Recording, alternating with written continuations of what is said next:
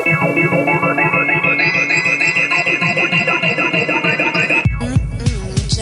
love listening to David Smalley and the Dogma Debate. Dogma Debate. Dogma Debate. Dogma Debate. What you are about to hear is like nothing you've heard before. This isn't just about debating. This is about making a difference. It'll challenge you. It'll make you laugh. It'll upset you. But most importantly, it'll make you think. I actually have proof here. We just created a gay baby, gay baby, gay baby, gay baby, gay baby, gay baby, gay baby, gay baby, gay baby. You're all dirty little heathens. There we go. There we go. There we go. There we go. There we go.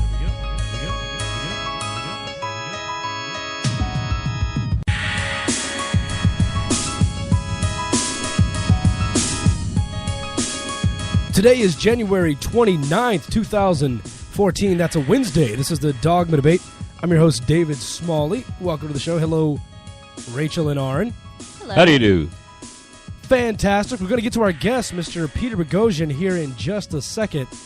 Today, we're going to talk about kind of a new version of Republicans say the darndest things. This one's not all that funny. Something horrible happened, and 4 separate Republicans get to weigh in on it, and it's pretty much the same bigotry we're used to. Also, what is a kirpan? Have you ever heard of it? And should anyone be ever allowed to walk into a federal building with a sword for religious reasons? Oh, yeah, we're going to get into that a little bit later. And no, it's not Rachel in video game religion. It's not, I promise you. My samurai swords, I do have them. Also, celebrities you didn't know were religious. And we're going to read a letter from hell right here on the show. And then, Rachel, I asked you today about a science segment. Yes. And usually I just give you the freedom to pick your science segment. I just want to know the name of it. I didn't like the name of this science segment. What was it, David? I text Rachel today and I said, I need to know the name of your science segment. And she said, a science quiz for you. And yep. I cannot repeat my response. The words, yeah. Because we just might re-air this on an AM radio station, so we're going to be careful with that. But I can't repeat my response. But it wasn't excitement. A science quiz for me. So you want to put me on the spot, live on the air. You put me on the spot with a religious quiz. Was it a word that sounded like excitement? Now, wait a minute. Maybe not. I mean... No. Maybe what dogs do when they get excited. Sounded more like excitement. I didn't... yeah, but we took that quiz collectively together. That was something... I might help you. I didn't even write the quiz. Wow. I wrote some of the questions, but my science researcher actually did the quiz. So that worries it's for me. all of us. I'm going to look so stupid. He's a smart guy. What else is new? He might even get me. I'm always... anyway. Oh, I could be your scapegoat. If you don't know, you could just roll your eyes. And as I'm guessing, you can be Googling the answer. Right, exactly. Because that's what we do now. Except he sent me the answers, and he said specifically, do not give this page to David. Wow. Really? So who is this guy? Andrew Jennings, my buddy. He's my science buddy. Okay. He does all my work for me. Oops. Gotcha. Okay, well, without further ado, let's bring in our guest, ladies and gentlemen, Dr. Peter Boghossian. Hello, sir. Hello. How are you? I like the applause. I love the intro. I'm fantastic. How are you guys doing? It's great to see Aaron again. I haven't seen him since INR 3. So how do you know? How do you know Aaron? I just really liked him.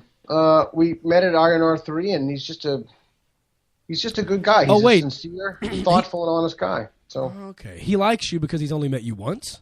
Is that the? Yeah. I haven't pushed that boundary yet. Yeah, and I was following Boghossian when he came up with a video that quoted something that I said in my video when he said that faith is defined as, or that could be accurately defined as, pretending to know what you don't know. Yeah, let's start off there. I'm glad you said that because that's one of the few things you and I have disagreed on this show. And I was pretty solid in that. And now 2 of the smartest guys I know disagree with that. And let me just let you clarify, Peter. And we're going to get into your book. We're going to get into all sorts of fun things. And thank you for joining us today. But your definition of faith, when you state that is your definition of faith, is that the only definition of faith, or are you also open to there being different meanings of it? No, I mean, of course, people can use any word any way they want. I give two definitions of faith, but my definition of faith is an analysis of how people use faith. But Okay. I'd like to take the opportunity to not talk about historical definitions or how things have been used by the faithful in what I consider are attempts to obscure the obvious, that faith is belief on the basis of insufficient evidence. But I'll actually give you data points. I'll give you evidence that faith really is pretending to know things you don't know. Hardcore empirical evidence that's verifiable.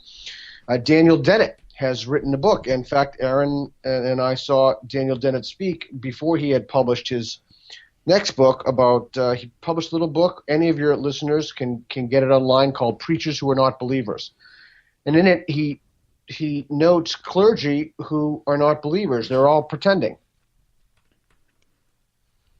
Yeah, well, that's definitely a situation where people are, that definition of faith is right on point. I really like what you said about not allowing people to use historical definitions to obscure from the obvious. That, I think, is the bigger point. We could argue, well, faith can also mean trust and comes from the Latin fierde, and we could argue that, but at the end of the day, I think we all know what people typically mean when they say faith, and I would never attempt to defend that. So I think you're right on there. But the argument Arn and I had was, I said that that's not the only meaning of faith, and when I say that, I mean if I heard what I thought to be a lawnmower outside on a bright sunny day, I wouldn't think, oh, that's someone landing an airplane in my backyard. I would say I trust that that's probably a lawnmower, but I wouldn't claim to know that that was a lawnmower. I wouldn't claim that that's absolute fact. I would say I trust that that's what it is. I wouldn't call it faith, but someone could look at that and say, technically you have faith that it's a lawnmower, but I would want to confirm. No. Okay. It's an odd use of the word trust there. I mean, I wouldn't use the word trust like that. And one of the things I try to do in a manual for creating atheists is to advocate that we clean up our language. Faith is the word that one uses, particularly in religious contexts, when one assigns a higher probability value, a higher confidence value to a claim than is warranted by the evidence. That's what faith is. And so you don't have faith that it's a lawnmower. I'm not even sure that you trust that it's a lawnmower.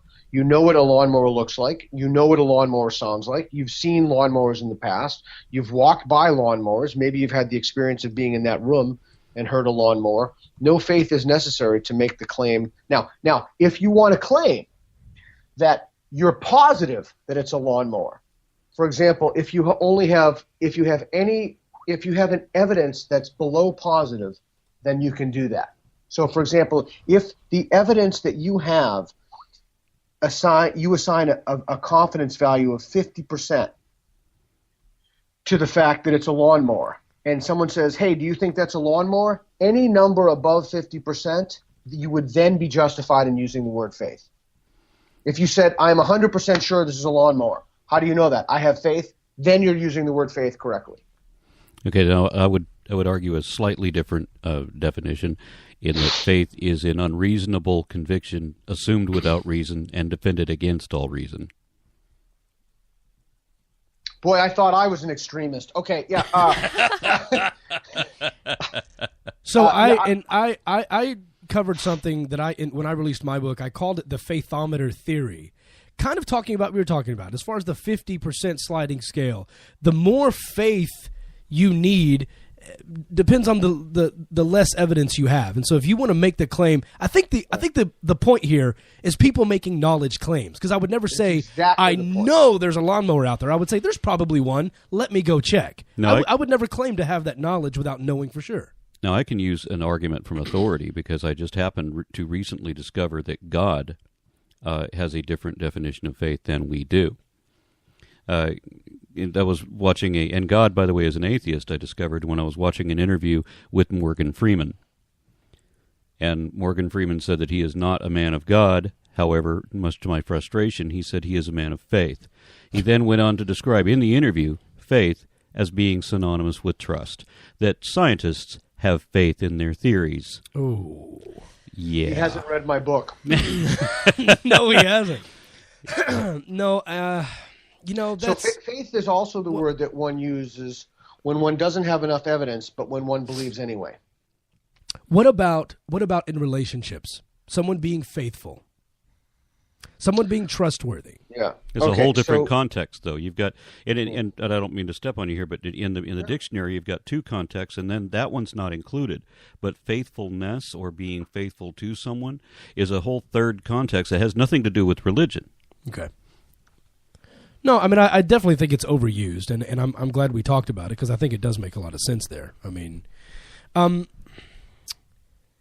did you once say that you felt like it wasn't socially productive or strategically productive for people to identify as atheists? Who, me? Yes.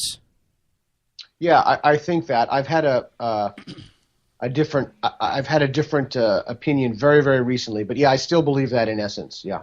So explain that to me, because when I saw that here on the research document, I thought, now why would he call his book Manual for Creating Atheists and then say it's actually not strategically? Well, just so you know, Peter, I have a great amount of respect for you, and I'm just getting the two things I disagree with you out of the way so we can have a great time the rest of it. But I'm just really curious as to why you would say that it's not strategically, or the question is worded that you believe that identifying as an atheist is strategically unproductive, a la Sam Harris. So explain what you mean by that. Well, I'll preface by saying you can disagree with me about anything you want. I have no foothold to truth, and if I'm wrong, I'm willing to revise my belief. The passage I think you're referring to in my book talks about how people identify, and there's been a significant difference of opinion in the atheist community about whether or not people can identify as an atheist. I personally do not identify as an atheist, and I know that Richard Carrier does identify as an atheist. I know that Sam Harris does not. I don't. Although I'd like to add something. I recently read a Nigel Warburton posted on Twitter an interview with Simon Blackburn, and he asked him if he was an atheist, and he said something that really resonated with me. He said he doesn't consider himself an atheist. He considers himself an infidel. And the more I thought about that, the more interesting I found that to be. Because I might not really consider myself to be an atheist, but I may actually consider myself to be an infidel. Well, an infidel, by definition, correct me if I'm wrong, is just someone who questions one of the three Abrahamic religions, questions the religious doctrine, right? Well, that's actually an interesting question, and we can look at the etymology of the word. I think what your initial question got to was how people self-identify. And one of the things I write about in the book is that we have very serious pressing epistemological and moral crises, and I don't really concern myself with how people choose to identify. People can choose to identify as an atheist or not, and it's not important to me. That said, I personally don't identify myself. I don't identify as an atheist. See, I guess that does matter to me, because that's kind of the part of a secular movement, is when we gain our secular identity and we say we are atheist, and it's not a bad word. It's okay to accept it. It's okay to say who you are. It's okay to say that you're an atheist if you live without a theism. If you lack of a belief in a theology, you're an atheist. And I think hiding from the word or intentionally avoiding the word isn't doing the movement justice. Yeah, and the same thing with me. I mean, I was told all kinds of wrong things about what an atheist was my whole life. I was told that atheists believe in nothing. I was told that atheists deny any possibility that there's anything beyond what we can prove. All kinds of unreasonable things were piled onto that word, that atheists were nihilists, and all atheists were nihilists. I was a Satanist. Yeah, exactly, and that they believe that there's a God, they just hate him. I was given every possible wrong definition. The actual definition, however, when I realized what it was and that it applied to me, it was freeing for me. And then I very quickly realized that word wasn't strong enough. And one of the things that bothers me is here I am, an activist with American Atheists, and they have this OUT program. And what's frustrating for me is that most of the atheists in this country do not identify as such. The greatest atheists we've had in history do not identify as such. Neil deGrasse Tyson knows the word applies to him, but won't use it. Carl Sagan didn't know the real definition, never used it, wouldn't define himself that way, but it fits. I guess the reason it bothers me, Peter, is because those great minds like you that are out writing these types of wonderful things, I consider you an atheist. I consider you part of that group. And then when you refuse to identify as an atheist, I guess for me, just being honest here, it kind of makes me feel like you don't want to be associated with the name because of the negative cultural connotation. Does that have anything to do with it? No, it doesn't. I will say that my atheist credentials are impeccable. To me, it's just a matter of identity. And I'm very specific in the book that I don't. My role isn't to be a hegemon, and my role isn't to tell people how they should or should not identify. My role is to help people reason, to learn to reason, and to correct problems in their thinking. And hopefully, I can make a contribution to the eradication of the faith virus. But I think we're talking about two different things. I think we're two ships passing in the night. We also I'm have talking about how people self-identify. Yeah, we're also talking about two different motives here, too, because one of my oldest and dearest friends was actually berating another of my friends, saying that she is not really atheist, and he knows that she is not really atheist because she doesn't know for certain that there's no God. And according to him, you had to know for certain that there's no God. So she was very upset about this. So I go to my friend who's saying these things to her to unsaddle her from atheism because for some reason he finds that objectionable. And so I asked my friend, are you convinced that an actual deity really exists? And he says, no. I said, congratulations, welcome to atheism. Right. And then he argued, no, he doesn't know that there's no God.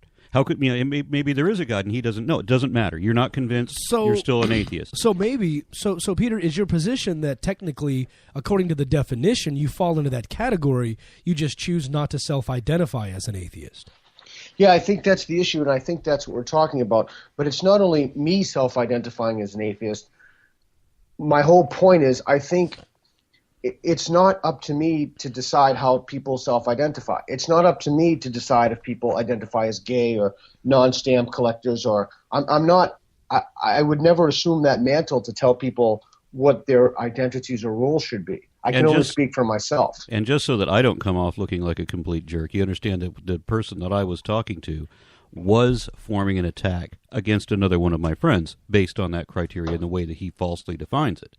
So I was in a position where I had to push it back on him in similar fashion. So just to be clear about something, Aaron, nobody would ever perceive you as being a jerk. No, it's you who will contest you on that, but we'll leave that. I've got emails that also disagree with that. No, so you're the professor at Portland State University in the philosophy department. Is it true that you actually teach a class on atheism? Yeah. I want to say kind of a theme that's coming up is that I'm some kind of really smart guy or something. I'm actually not so sure that's true. Well, that's a good indication that you are. Well, I don't know. I regularly meet people who are much more knowledgeable and have kind of much more raw light bulb power than I do. You and I sat at a table with Victor Stenger and Dan Dennett. How can we not come away from that humbled? Exactly. And being around Victor Stenger is like dog years. It's like 7 to 1. One conversation with him in my mind, I'm scraping my mind off the side. I teach a class in atheism, and those are large 300-level classes, and I teach a class in New Atheism, which I just finished, which is a 400-level class. And they're really fun classes. They're great classes. I love it. Do you include, by the way, the definition that I gave you? We cover a whole range of definitions. We look at the Greek. We look at the Hebrews 1:11. We look at in the 400-level class. In the 300-level class, it's kind of like the one that your friend, our mutual friend, was in. It's kind of like the kitchen sink of atheism.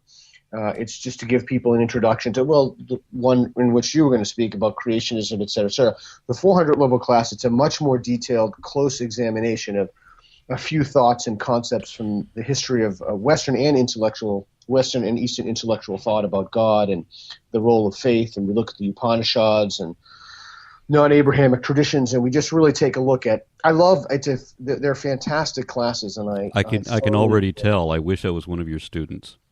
Yeah, it's a wonderful class, and it's a great opportunity for me to be challenged. Recently, I've started studying the Quran. I have a tutor.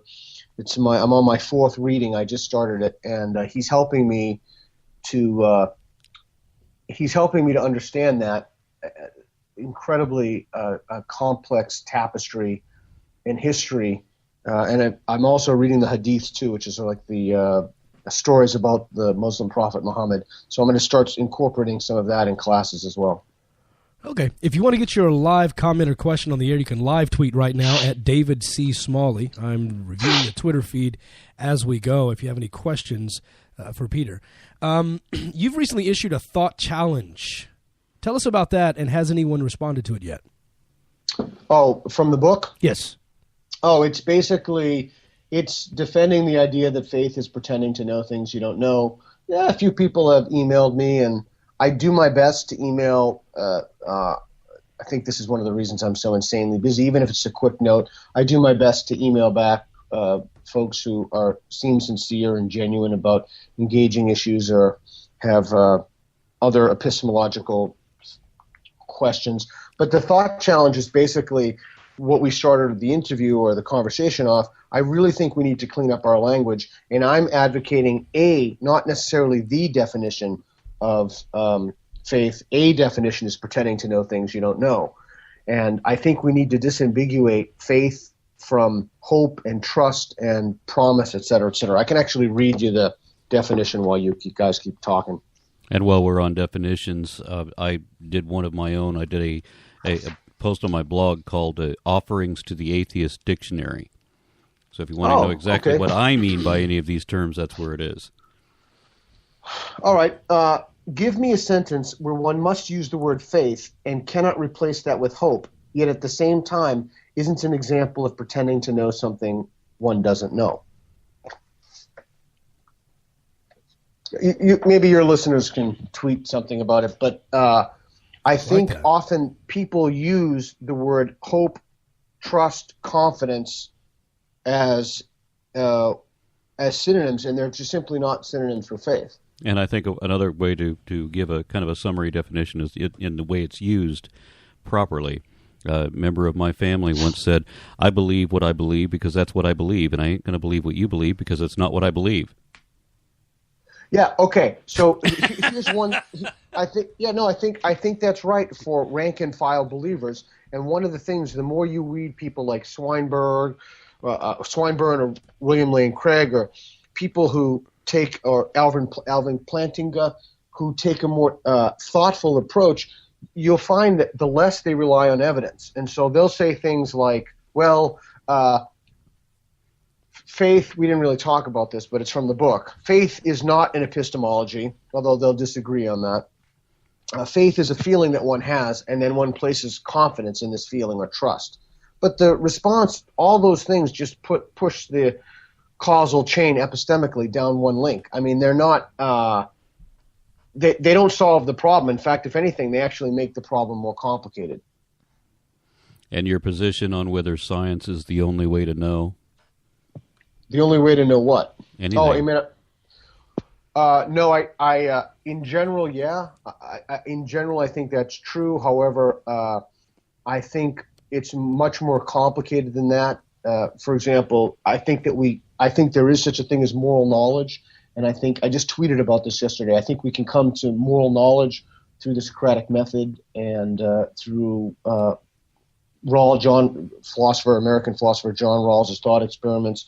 I think that the role of science, and particularly cognitive neuroscience, will expand, and that we'll see an ever-decreasing role that philosophy plays. When you say moral knowledge, does that mean you're not a moral relativist and you, in fact, do believe in some absolutes? I am absolutely, unequivocally, positively not a moral relativist, and when I teach people how to disabuse other people of their faith, I also teach them, or I also advocate, that the first thing we need to do is to help disabuse people of epistemological relativism. So I'm not a relativist, moral, cognitively, or epistemologically. Oh, that's fascinating. I've gone back and forth. I'm open to that. Give me, can you? And I'm only asking this because I'm asked this sometimes, and I rarely have a good answer. What would be an idea or an example of an absolute moral? Okay, so before that, we need to step back and take a look at, there are three domains of relativism. I write about this a little bit in my book, but one domain, and I'll answer your question directly in a minute, but one domain of thought is epistemological, how we know, and another domain of thought is cognitive, our cognitions, our thought processes, and yet another is moral. And so your question was, give me an example of a proposition of something that we can claim, of which we can claim moral knowledge. And one response would be, it is morally wrong to torture small children for fun. And we can, now, the most reasonable question would be, how do you know that? And can you know that without the existence of a god or gods or originators of the universe? And the answer is, yeah, you can rationally derive principles of moral reasoning, just as in the same way or very similar ways that you can rationally derive epistemological principles. Okay. Adding in the for fun, I think, is really what does it for me, because then you can expand upon that and say basically any of those things for fun. If you're doing it for fun, that technically still counts. It's a great answer. So that's what I'm going to start using. One that. way you can. What look about at it for is, profit? No. Well, you see, so from there you can make you can make this architectonic structure. You can make this moral structure based upon certain propositional knowledge claims. I don't want to be overly geeky, but if you watch my Easter Bunny talk, you can think about it like this: are there certain, and I write about this in the book, are there certain ways of thinking that will decrease the likelihood that you'll arrive at truth? Well, yeah. I mean, of course there are. We know that for a fact. Flipping coins is a great example of that. Nobody flips coins or sacrifices goats or something to come to knowledge. But for some reason it's not controversial. As an educator, it's not controversial at all if you help people overcome their delusions about flipping coins or sacrificing chickens. But if you start talking about faith, the whole world is up in arms. You're some kind of radical. So from epistemological relativism, the moment that you say that some processes are bad is a relational word. That must mean some processes are good. And those processes have commonalities, and the commonality is that they're predicated or based upon evidence in the scientific method. What you were saying about flipping a coin, and how some processes in gaining knowledge are bad ones. I use a comparison between the game of 20 questions, where your next question is going to be based on the answer, whatever knowledge you've already gained. And so you're going to hone in eventually on a closer version of the truth. But then if you go the faith route, then you can play 20 assumptions. Yeah. And then how much further from the truth are you likely to be?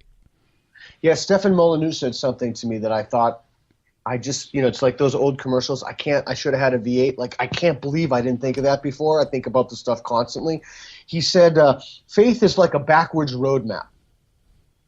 And the more I thought about that, the more profound I found that to be. That's exactly what it is.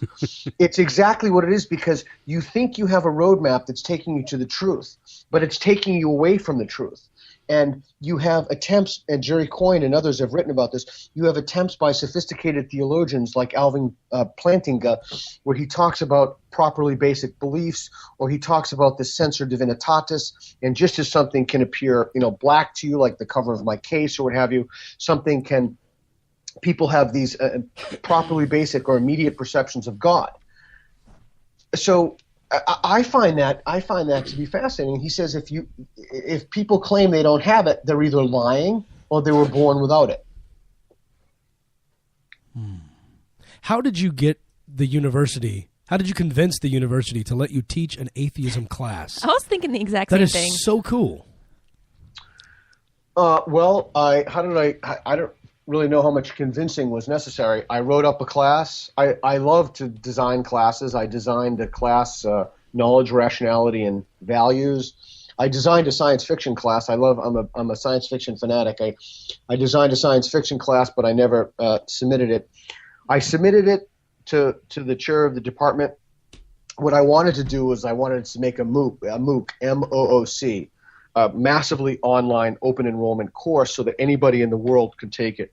And I knew my prediction was that if I didn't do this by 2015, somebody else would make this class and would probably be from a religious or Christian institution. Mm-hmm. Center for Inquiry has one of these, but I wrote up the class and then I submitted it to my boss, and then it went through a number of levels, the procedural administrative hurdles, and then there it is. And then I wrote up the same class to be a 400 level class.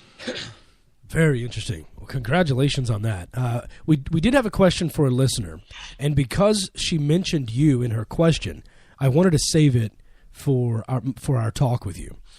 She was originally asking me what I thought, but I really want to pose this question to you first. She says, she's from Riverside, California. She said, I had a conversation today with a theist, and all was going well until he told me that, yes, he would kill babies if God told him to. I asked him all the typical questions like, how do you know that's your God and that you're not delusional? Wouldn't you feel bad? And so on and so forth. And he literally blew me away, she says, by saying that he wouldn't even question it. He would kill for God. He knows it's good because God says so. He doesn't care what's socially good and the norm because if God says it's good, then it's good. I'm honestly stumped and I don't know how to respond to that or how to go about proceeding with that kind of response. I tried to get him to see how Peter Boghossian in A Manual for Creating Atheists would approach it, but he wouldn't budge. What would you have said? That's a great question. So there's an exact intervention that I give. I call these interventions. There's an intervention that I give in the book where I run someone through a thought experiment about whether or not they should kill all left-handed people. And ultimately the person says that they should kill all left-handed people.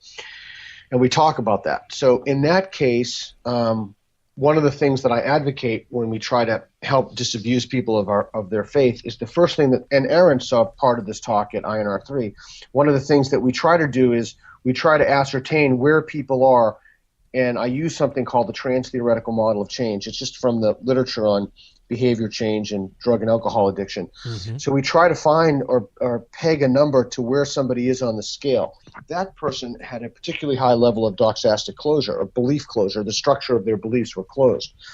So one thing I advocate that all of the treatment questions, so given this the person has a belief closure, the goal is to just take them down one notch and instill some doubt. The problem there is that exactly what we were talking about at the beginning of the hour is that faith is bundled with a moral edifice, and I talk about this in my May 6th talk about faith is pretending to know something you don't know. Faith is bundled with a moral edifice, and we need to divorce the idea of faith as a moral good from faith as an epistemology. So we need to hone in on this idea that faith is a way of knowing the world, and the feelings or the trust one has doesn't make it the case. And that's the framework from which I would proceed to question. That doesn't answer your question, but that is the framework for other listeners who aren't familiar with these modalities and ways of treating people who are infected by the faith virus. And I take a slightly more subtle approach. I tell people that faith is the most dishonest position it is possible to have. And then and there's nothing wrong with that. Yeah, so there are different ways to approach this. And one of the things that I advocate in the book is that we need to take our own skill sets and bring our own knowledge base and personality traits to bear on these problems. So in that case, what I would have done is I would have run them through various scenarios, and each time I would have upped the ante. So each time I would have upped the ante, like, killing 100 babies, killing 1,000, burning them to death, torturing them. So I would have constantly upped the ante. Now, that's not a guarantee if someone has a state of doxastic closure, if their belief structure is already closed. And after a few of those questions, you don't need to talk about killing all the babies in the world. You then would take the treatment modality and bring it. And this is what I'm going to talk about. I have a TV show coming out in which I do exactly this. In which we then would attempt to go to the root belief, and that is what Daniel Dennett in chapter 6 or 7 of Breaking the Spell terms belief and belief. So those interventions would have to target belief and belief. This idea that people believe that it's good to have certain beliefs. Those ideas need to be undermined. Okay, so if you were in the conversation, basically what you would do is just continue to make it worse and worse and worse and see if they did have a line at all. Yeah, but you could only do that after like 6 or 8 questions. you wouldn't even need that. You'd need maybe 5 questions. You have to make sure you don't ask too many questions. Too many questions about that. You only need a few to ascertain the level of doxastic closure, the belief closure. Once you figure out where their belief closure is, then then you know that the next questions you should ask are targeting them at this stage in the trans-theoretical model. Okay. So then you'd switch. So those questions, you could peg a number to how closed their belief structure is. So then you switch your strategy to help them cast doubt or to help them separate belief from belief. It's actually not that tricky. It's not a Jedi mind trick. It just takes a little practice to figure out how to do this stuff. Speaking of Jedi mind tricks, before we let you go, and the listeners of this show will know that this question didn't come from me, but Donovan wants to know, before you let him go, ask Peter what his favorite character is from all science fiction. He will love that question. I thought you were going to say name your top 10 favorite characters from your top 10 science fiction shows. One before we let you go. Just hard. One. I got my answer. What's yours? Dave Lister. Who's that? Oh, really? From Red Dwarf. Red Dwarf. Yeah. Dave Lister's great. He wouldn't be my favorite, but I like Dave. You know, they got back together again for a I don't know if you've seen that. I have heard, ago. Yeah. I think it would be it would either be Londo Mallory from Babylon 5. Might be Avon from Blake 7. It's like he's speaking another language to me right now. I have no idea what he's talking about. Well, I'm kind of a geek. Yeah, I think that. And when I was younger, it was Chewbacca. Was it Chewbacca? Oh, I know that guy. I know that guy. Is it because you kind of resemble him? Thanks, Rachel. Wow. That's all I had to say this whole segment. Rachel, ladies and gentlemen, she's with us. The book is A Manual for Creating Atheists. It's available on audio. It's available on paperback. The numbers look great. It's number 5 in epistemology, number 5 in atheism, number 9 in philosophy, 115 ratings, over a 4-star rating on Amazon. You're getting excellent reviews. We wish you the best of luck with this book and the upcoming TV show as well. Thanks. Frankly, I never really check the stats of the book anymore, or I don't really Google myself or anything like that, so I don't really have any idea where it is. But I'm glad that people are liking it. I want to say that it's not important. What's more important than people liking it is that we need actionable tools to stop the spread of the faith virus, and people have to use the tools in the book. And so if I can do anything, it's to attempt to motivate your listeners to have very modest numbers at first. You know, try to help one person move 1 or 2 levels on the trans-theoretical model in 1 week. And then you can up those numbers, so you're helping. I can't do this alone. I can only help to liberate so many people of the faith virus. But what I want to do is I want to create a legion or an army of people, in one sense, who actively go out and help to liberate people of the faith virus. But then there's another set, perhaps a larger set of people. They have religious friends, they have religious relatives, or somebody approaches them. They can use the techniques too, so that the goal again is to deliver hundreds of thousands, if not millions, of micro-inoculations to the population on a daily basis, so we can finally attempt to really make some serious headway in the eradication of the faith virus. This is now a species-threatening event. Beautifully said, and I would submit to you, back to our very first disagreement, I would submit to you that one of those tools that would help so much is more people honestly identifying as atheists. I feel like that's where it is strategically useful. The more people identify, the more people say that's who I am and I have rights too, and I don't want my rights to be infringed upon from the political perspective or whatever. The more you know one, the less it's a black hole, the less it's mysterious people we can continue to discriminate against. So I'm right there with you up to that 99% and say, and on top of that, I think it is strategically viable for us to identify as atheists. I would also like to see role models of that type. When I was a little boy, there was a show called Perry Mason, in which you had a lawyer who was a very humanitarian person, but he was also nobody's fool. And it was the whole concept of being nobody's fool. You know, he wasn't going to listen to anybody's woo. That was all beneath him. And I would love for people to be able to accept and embrace reality, but when they start listening to the mumbo jumbo, they immediately recognize it as such and can put it beneath them. Yeah, David, you may be right. I don't know. My initial reaction is that you're probably right. But you once again, you've given me something to think about. It's great to see everybody. Thank you for the invitation. And Aaron, it's good to see you, and it's good to meet folks. And I appreciate the time that you took with me today and the fact that you engaged some of these ideas substantively. So thanks. Awesome. Well, everybody go check out the book. It's a manual for creating atheists. It's on Amazon. It's on Audible. Peter, thank you so much for your time. My pleasure. Take it easy, guys. Peter Boghossian, ladies and gentlemen. Coming up next, Republicans say the darndest things, but it's a little more serious this time. There was an actual story that happened. It came out on CNN. We're going to get into that. We're going to get into the details of it. Very serious segment coming up next on Dogma Debate. It's why we have this fight. It's why we do what we do. Stick around. More Dogma Debate coming up.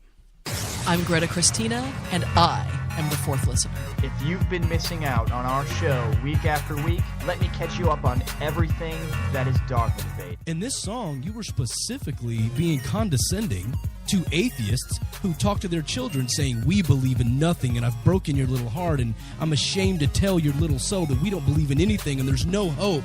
We don't talk to our kids that way. Well, so you put a target on yourself when you do that. Her name came to you at that point. Yeah, her co-stars are reproductive. Did you just say something backwards? Why do you guys think there's so many smart scientists out there that don't believe in evolution? That upset me. It's so easy to take care of a rat, and I've had squirrels loose in my house regularly, and it's like having... What do you do in your house? Will Smith has already tweeted, if you're not listening to Dogma Debate with David Smalley, then you're making a horrible mistake. So I do want to thank them tremendously. They showed me great respect and hospitality. I want to show them that kind of respect, and that doesn't mean I respect ideas. Okay, some ideas are ridiculous, and that's perfectly reasonable. In fact, ridiculing ideas is what makes progress. So if I offend some of you, I don't mean to offend you personally. I may offend some of your ideas. That doesn't bother me at all. In fact, if you confront my ideas, it will lead to a discussion. What does offend me, of course, is offending personal freedom and equal rights, equal rights, equal rights, equal rights. Equal rights.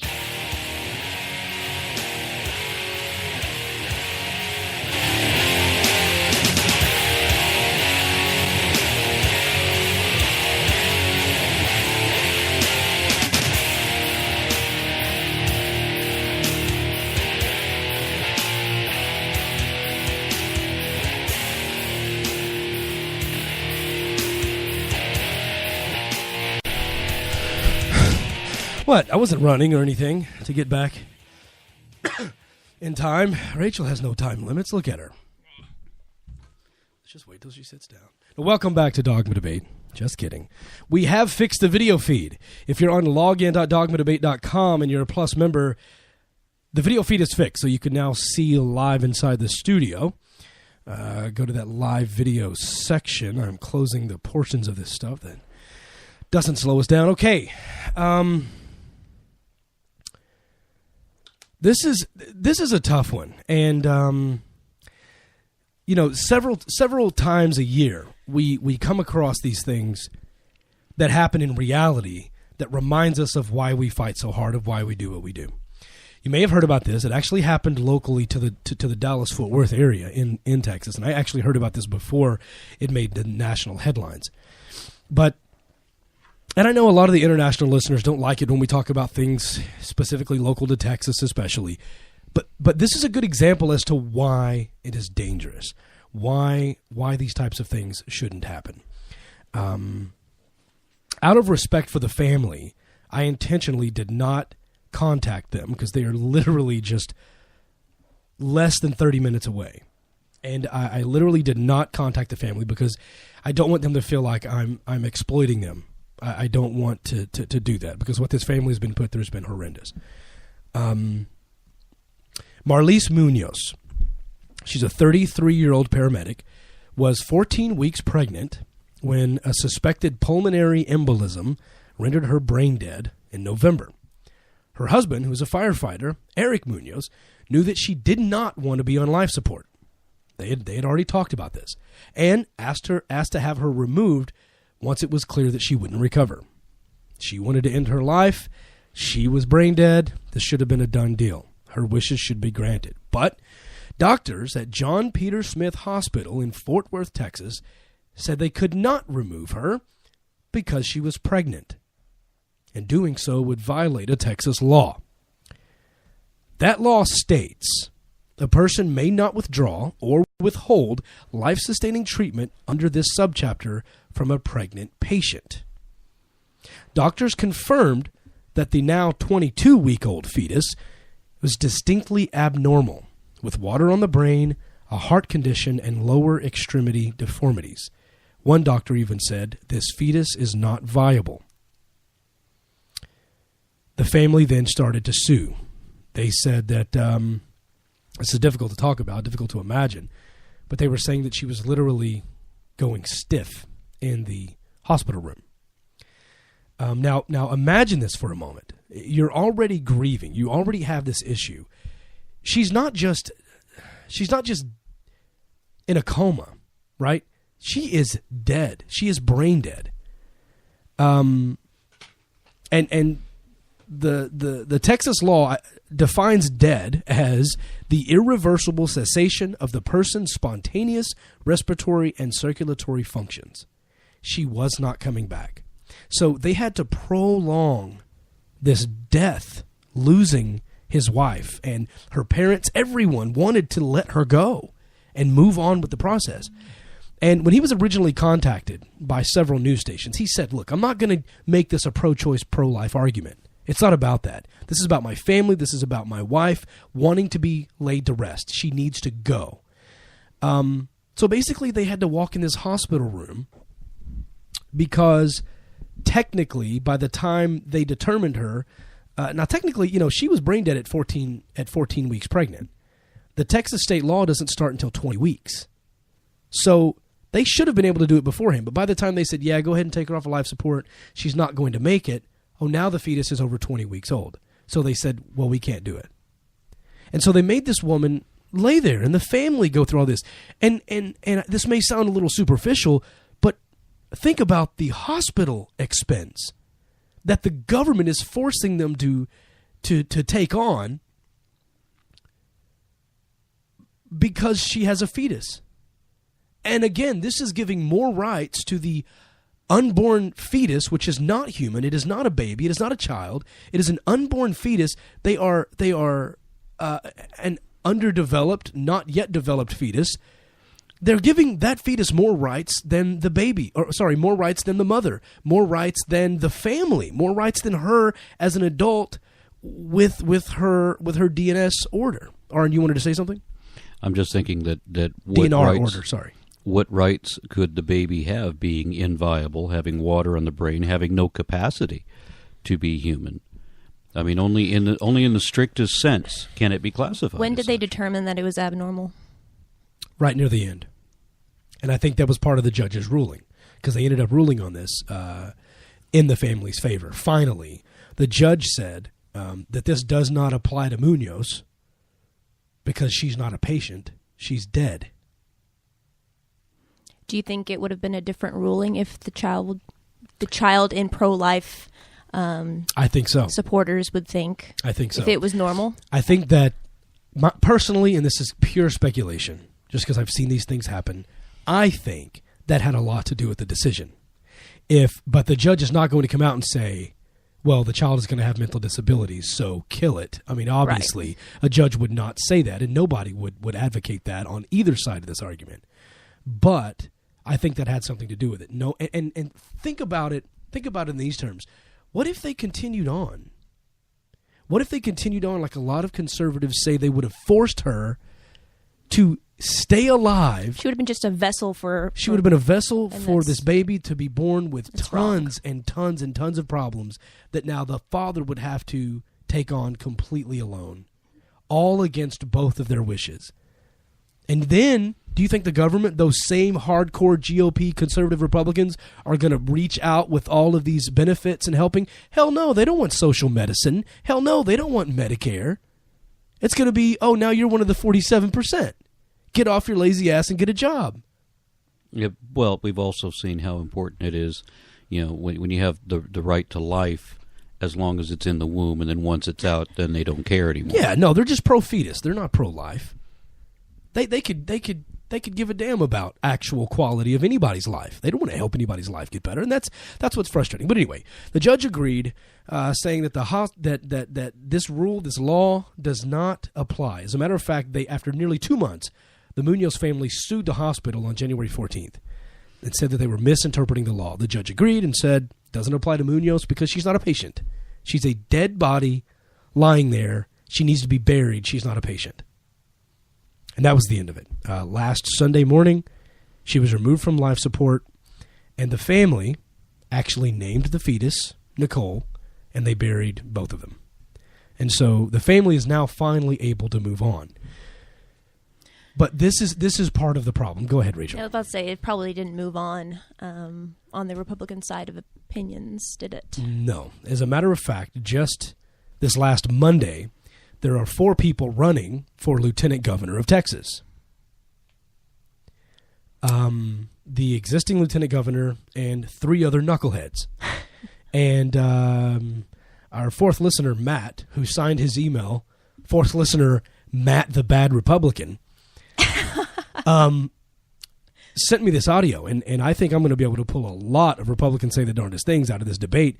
This literally happened in the first 5 minutes. All 4 of them got 1 minute each to specifically talk about this case, which I was going to talk about today anyway. So let's have a listen as to what all of these lieutenant governors, all running for Texas, all of these lieutenant governors would have done if they were completely in charge, if they were the judge. Commissioner John Peter Smith Hospital in Fort Worth unplugged life support for a brain-dead pregnant woman yesterday after a judge sided with her family who wanted her taken off that support in spite of her pregnancy. Should the state require hospitals to keep patients on life support in situations like this, or should it honor the wishes of the family, whatever those might be? It's a tragic intersection of right-to-life concerns and when does life end as far as the mother in this case. The law has conflicted because under Texas law, when you're brain dead, you're dead. Also under Texas law, post the most recent legislative session, 20 weeks is the standard by which terminating a pregnancy is not lawful. Okay, now hold on. First of all, some people may be shocked to know that. You cannot terminate a pregnancy in Texas anymore after 20 weeks. Abortion is now illegal at 21 weeks. When was that passed? Just recently. Recently? Yeah. What was it before that? It was Rick Perry. I don't know. I don't think there was one. Or if it was super, super late. I don't remember exactly. That was passed in June. June? Early June, yeah. Yeah. That was the session that got an 11-hour filibuster from Wendy Davis. Yes, that's right. So part of the problem of what he just said is that the law is conflicting in the state of Texas. When you're brain dead, you're dead. That's not necessarily the truth. The actual wording of the law is a person may not withdraw or withhold life-sustaining treatment under the subchapter from a pregnant patient. Well, if they consider her a pregnant patient, she's sustaining life in the baby. She's then, like you said, a vessel, right? And the definition of death isn't brain dead. It's the irreversible cessation of the person's spontaneous respiratory and circulatory functions. It doesn't say anything about brain dead. Respiratory and circulatory functions. She was breathing through a machine and the blood was flowing. So it doesn't say if you're brain dead, you're dead. Technically, according to the state of Texas, she was alive. Mm-hmm. It's an inaccurate definition of death, but they need to fix that, I think, too. Well, I think death isn't 100%. There's no line. I mean, functions drop off one by one after, you become brain dead or you lose, you have a heart attack, stops. I mean, functions are dropped off one by one. I mean, your nails keep growing, your hair keeps growing. So, I mean, I think it's a very difficult thing to change because no one agrees on when death is, especially if it's a pregnant woman. Right. You're going to have the people on the right saying, well, she still has her teeth are still growing 0.3 centimeters per 10 years. She should still stay on life support. Go. Yeah. It's a baby. And then who's paying the bill? Who's paying for 2 months in ICU with all those Oh, goodness. The person that under the law is brain dead, and we have a 20-week conflicting statute. In my view, we should always err on the side of life. And in this case, there was an unborn child, which was past the 20-week statutory limit on abortions.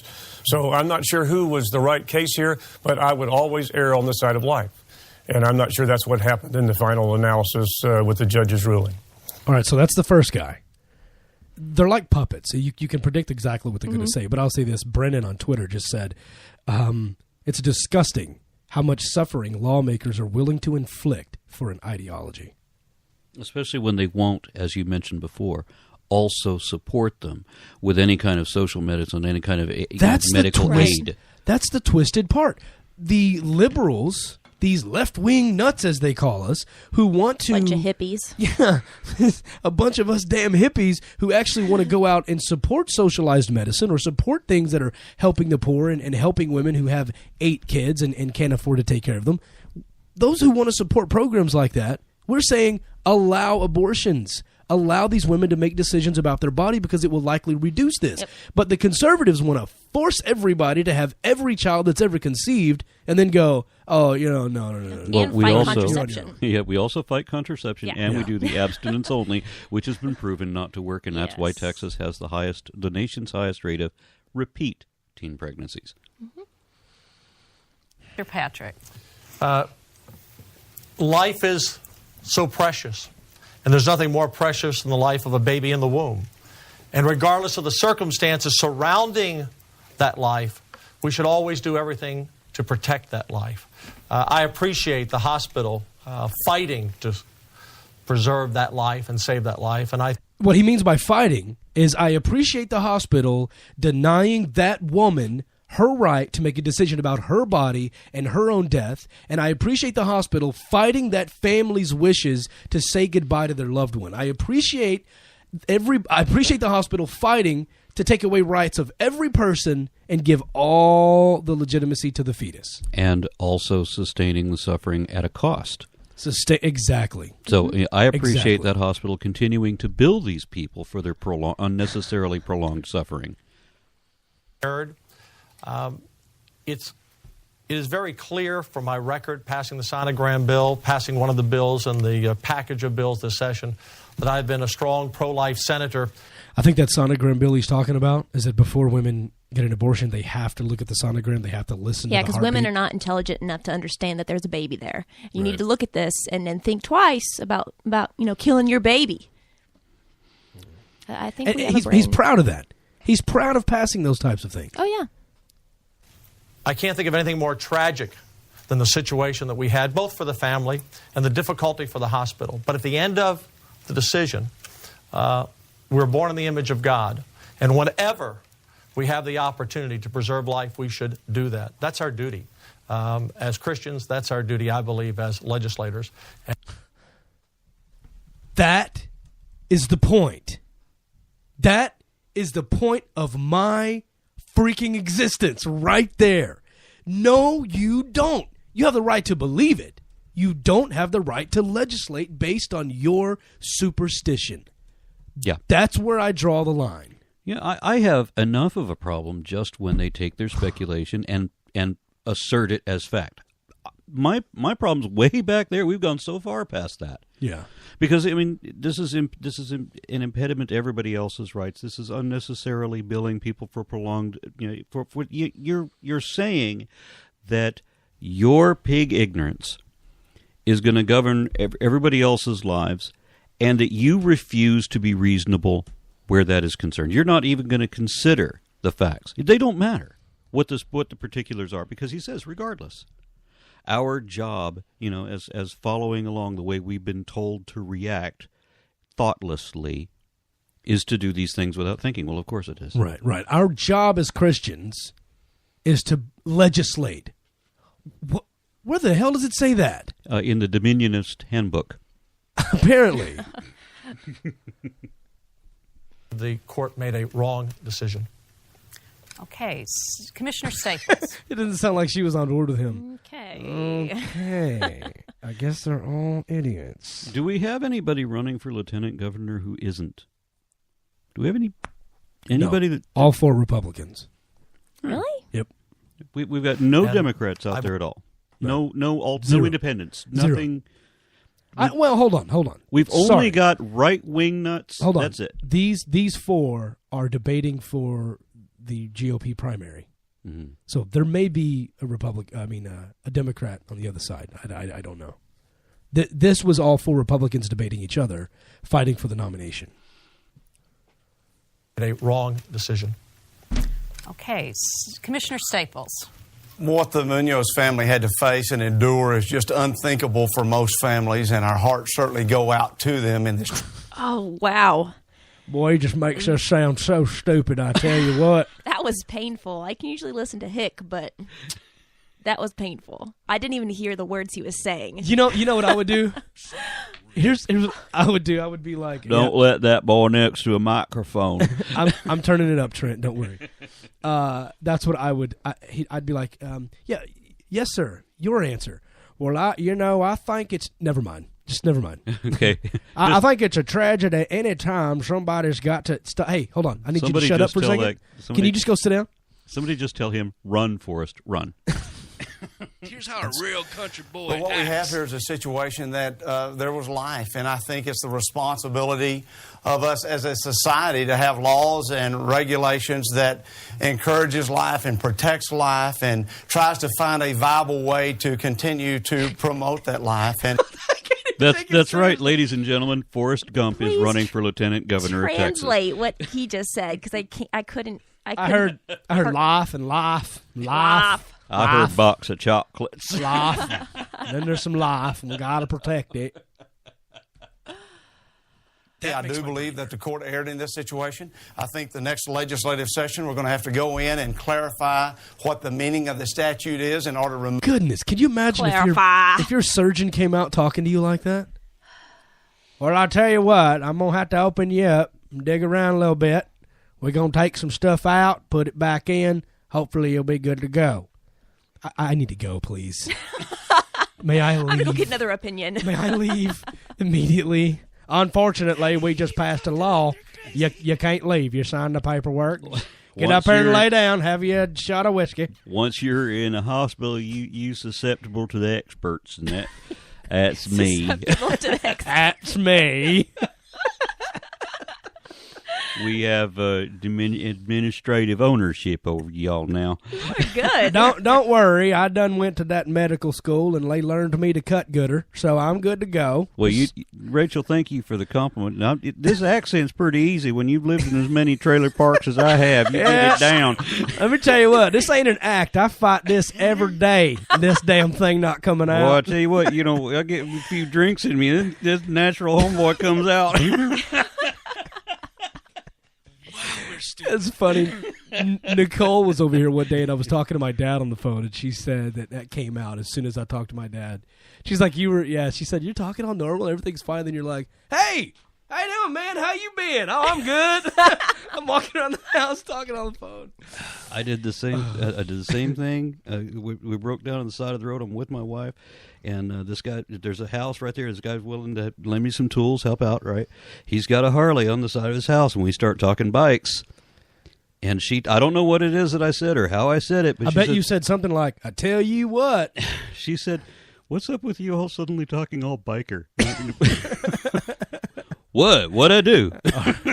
I'll let these jackasses finish. It is an extremely difficult set of circumstances, but we need to make certain that as a society we are protecting life and that we are giving unborn children to have the opportunity to grow and to mature and to ultimately live the American dream right here in the Lone Star State. Do you really think that child would have grown and enjoyed the American freedoms? With water on the brain, and that guy is your lieutenant governor, yeah, he could have been lieutenant governor. That little kid, yeah. Yep. Inviable. Yeah, we don't even know that the fetus would have grown to make it. Mm-mm. Yeah, more than it would have had disabilities. Yeah, absolutely. But aside from that, even one doctor said the fetus is not viable, meaning it wouldn't even have survived. But you don't understand that that would have created a loophole in the legislation that they were so proud of pushing through in June. Yeah.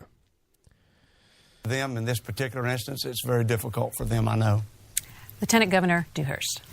So this is the guy that's actually in charge right now. Yeah, this is the guy who also falsified on that very law that we're talking about, who falsified the document when they didn't get it pushed through on the date that they were supposed to, in front of 180,000 online witnesses, falsified the date to make it look like they'd done it on time. Because they did it past midnight, and he falsified the documents and backdated it. And yet it took 3 hours to explain to him that he's not going to be able to get away with falsifying the records in front of all those witnesses with screenshots before and after the forgery already all over the internet. He should have been arrested.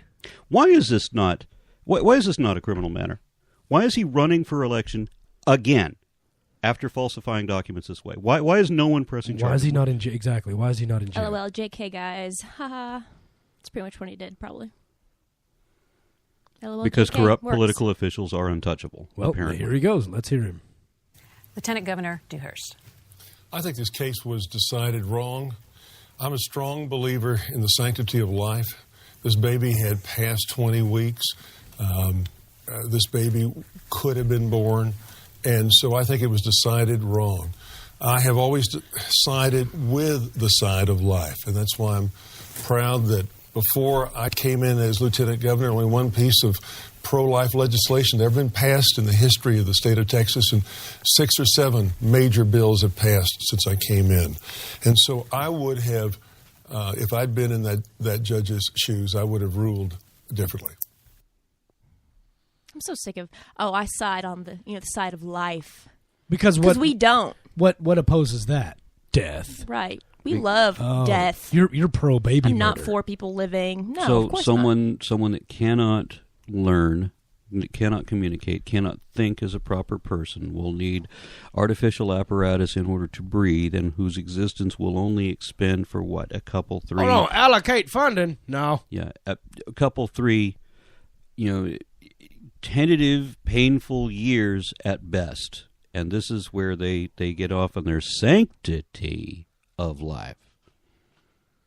This is really disturbing. It is, and it's like they have these talking points, and they don't think. You can tell. No, there's not a they, thought among any of them, and that's what I said about when you bring up that loophole in the law, that they would actually have to think in terms of extenuating circumstances. Right. These guys deal with black and white dichotomies. Extenuating circumstances are orders of judgment. You would need intellect and thought to go through those and analyze those and consider those, and these people don't consider a whole hell of a lot. No. But at this point, they're not actually trying to make a difference in anything. What they're trying to do is get elected. So they've got their little campaign people teaching them buzzwords like right to life and God and Christian and sustaining and on the side of life. And they don't even say anything in between that supports it. They just get up there and go, well, grassy lawns, cupcakes, Jesus, right to life, address, stars, popsicles, Christian way. Thank you. And all I want to what add to that. What the hell was that?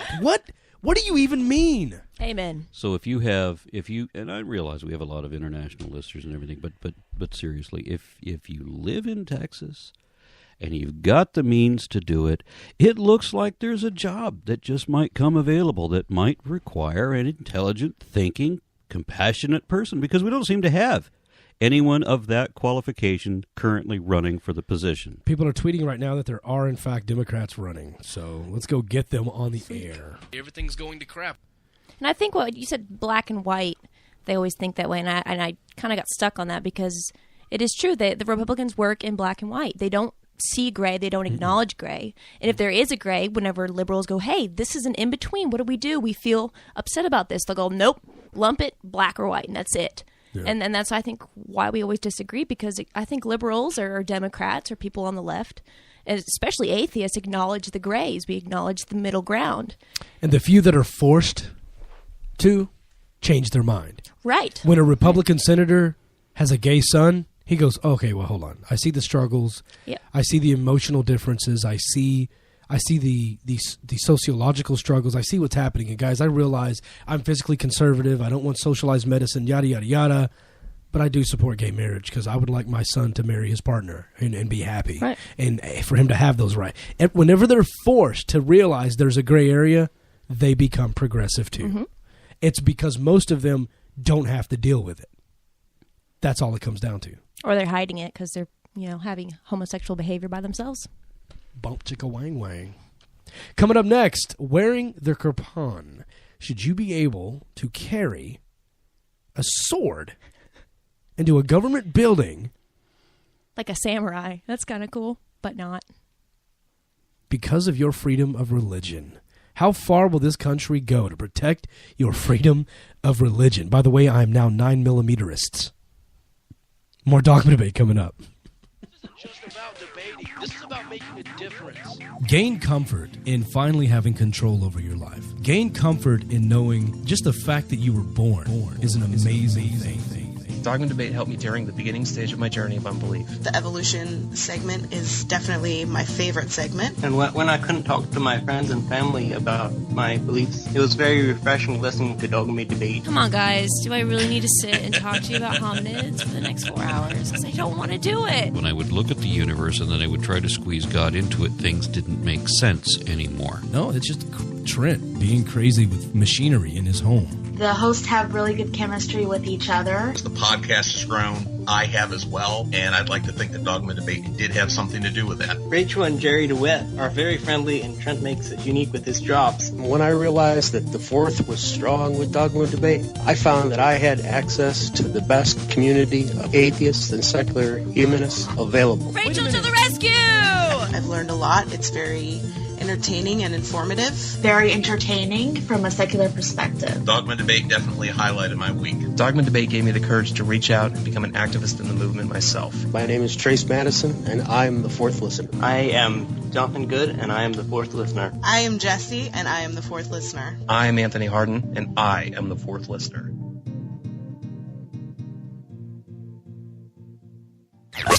If you've been missing Dogma Debate, man, it sucks to be you.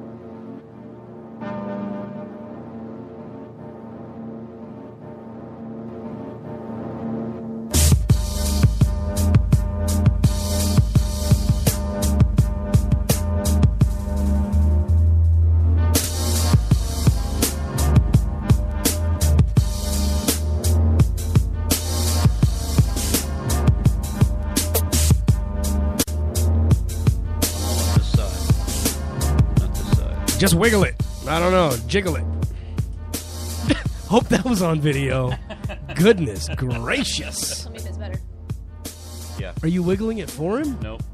It's off again. Well, this show is getting really inappropriate. It's all about sex. Okay, right? Yeah. Wow, guys. Wow. Now we're sorry to both Kyles. Yes. And Rachel's boyfriend both. So apparently, this woman was working for the IRS. And she was wearing what's called a kirpan. She is Sikh, by the way. In the Sikh religion, they have 5 articles of faith. One of the articles of faith is, in fact, a kirpan. And I'm going to pull this up right here for you in the studio. This is a kirpan. Ooh. It is, in fact, what they call a ceremonial dagger. That's a very interesting dagger. But it's beautiful. I mean, yes. it's awesome. Aaron probably owns 7, I would guess. I've only ever had 2. Okay. Well, but that's not a joke. I've actually had 2. Nice little hook on it. Yeah, and if you want to look it up, it's Kirpan, kirpan. I'm a freak. And if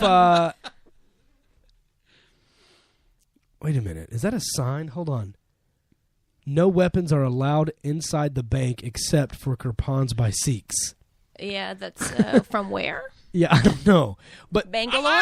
Yep, Bangalore. The point is that they say, oh, it's just religious symbolism. Oh, it's just this. Oh, it's just that. So I did a lot of research on why they would wear the kirpan. And is it like mandatory for them it's to what wear it? Baptized kirpans are supposed to do. Like if you're the real thing, that's what you do.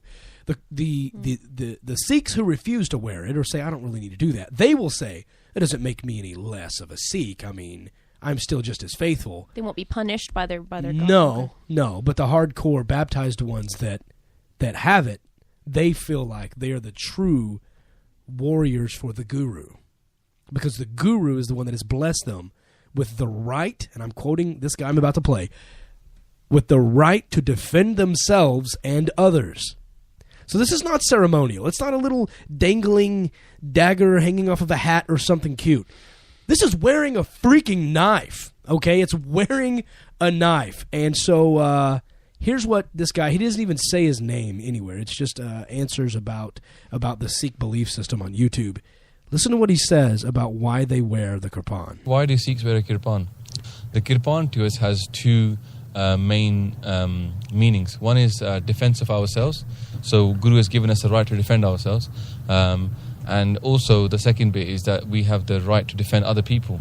Now, this is an interesting point. We have a right to exercise Guru's power to defend other people, regardless of what the governments of the place think.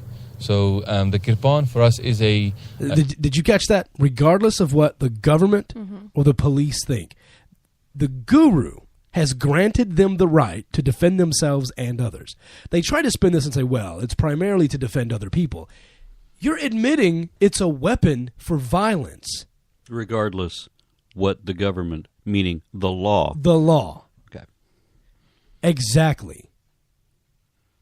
You're admitting it's a weapon that someone just might get stabbed with. And then they start talking about if someone is attacked. Well, now we have to talk about how you define attack. So, what if someone says your belief is stupid? What if someone makes fun of your head covering? What if someone makes fun of your beard? Do you consider that enough reason to stab them? So the Guru then is literally above the law. Yes. And so whatever he decrees is above the law. Absolutely.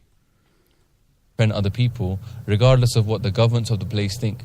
So the kirpan for us is God's grace upon the Khalsa Panth that they've been given a shastra being the weapon, a weapon straight from God. So the Khalsa has been given the hukum to defend other people and also defend itself.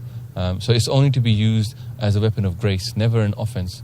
One of the reasons I think it's important for the kirpan, to understand about the kirpan is... This is the scariest part. This is what he thinks is the most important part about it. Okay? Stops you from being a very pacifist person, because most people see a problem and they'll say, I can't do anything because I didn't have any tools to help. You know, somebody's getting mugged or raped or whatever. But the Khalsa has been enjoined that we can never choose to be self-interested in a situation like that. And that's why we have been given this amazing thing of the kirpan. It's actually encouraged us to be proactive in helping other people and not being reactive or pacifist. Not being reactive, but pulling a weapon. Now, where are they trying to take this into? She was working for the IRS and wanted to take this dagger into the IRS building where she was working. And they do not allow weapons. They do not allow knife blades over 2.5 inches. So she can have a pocket knife. Hers happened to be 3 inches long. I know. Ugh. I know. It's like whenever you get... Most of them are much bigger your than perfume thrown out whenever you try to get on an airplane. God, that happened to me. I was a whole bottle of Gucci cologne like a year ago. Oh, Mr. Fancy Man. My mom bought it for me. It was a Christmas present. Or Mama's but Boy. But still, I was one. like, and I told him, I was like, you're just going to keep this. You're just going to keep this, aren't you? Yeah, their trash can. Yeah, their trash can looks a lot full like... of expensive looks perfume a lot like your, and lotion. Why does your trash can look a lot like your damn suitcase? That is not cool. It smells really good. It's got a little jar of honey in there. You were carrying honey? Is that what you... What? I know I'm just a weirdo. So she was fired, and it was upheld. It was said, you know what? She refused. She refused to take it off and leave it in her vehicle. And she said, this is part of my religion. You're infringing upon my religious freedom. How long had she been working for them? She hadn't figured out that... I don't know. I mean, they probably have it in the employee manual. She began working for the IRS in July 2004 and was formally initiated into the religion on April 2005. So she worked there before she was a part of the religion. I don't know. And then was obligated to wear the kirpan. Her 9-inch kirpan is sheathed under her shirt but she agreed to wear a shorter 6-inch kirpan when her supervisor expressed concerns. She's walking in there with a 9-inch dagger. No one is going to mess with her. It's like a freaking butcher knife from the kitchen. Just hanging up. Oh, just my religious. Don't F with me. That's all it is. Those reports. I mean, just take your time. Just take your time with those reports. Don't worry about it. Despite giving the IRS information on the kirpan, it insisted that no knife beyond 2.5 inches would be allowed. They've been barred from courts in Canada. Other nations continue to charge Sikhs with carrying weapons, as in a recent Danish case. Now, why are they allowed to have like 2-inch knives, like pocket knives? Oh, you know, like Arn probably carries a pocket knife. Most guys do. They carry little pocket knives. You could kill somebody with that too. Yeah, while you're bringing this up, when I lived in Arizona had open weapons, and you get really used to carrying a giant Bowie knife on your leg everywhere. I mean, I had one with a 12-inch blade. I don't carry knives. You'd be surprised when you've got one. When you've got a 12-inch Bowie, you need it for everything. I used to use it for opening cans. I don't know how I feel about it. What do you feel like, David? Do you think? I think there's one rule for every damn body. And if it says no weapons, if it says no blades over a certain inch, you either, just like I did with the lady who wanted to wear the damn head covering at Target. If it's the rule, it's the rule. Don't freaking work there. You decided. I don't like bending these rules for people, and this is just one of those extreme cases that proves my point. But you see what you're doing. You're putting man's law above guru's law. Oh, no, not the guru. Because that's just another person of God, right? So, I mean, all you got to do is claim to be, one of the representatives of the magic invisible genie that people pretend to worship, and then you can lay out any ruling you want to have people do ridiculous things. Stupid hairstyles, weird clothes, carrying knives, whacking off pizzas of themselves that are offensive, those sorts of things, yeah. Tell me you got that clean, right? You got him saying that. Because when it's like when Rachel said, when you walk into a government building with a sword, and she says, "Oh, like a samurai," and I was thinking, yes, samurai rabbi, because you never know when you might have to. Well, never. That wasn't the last samurai movie.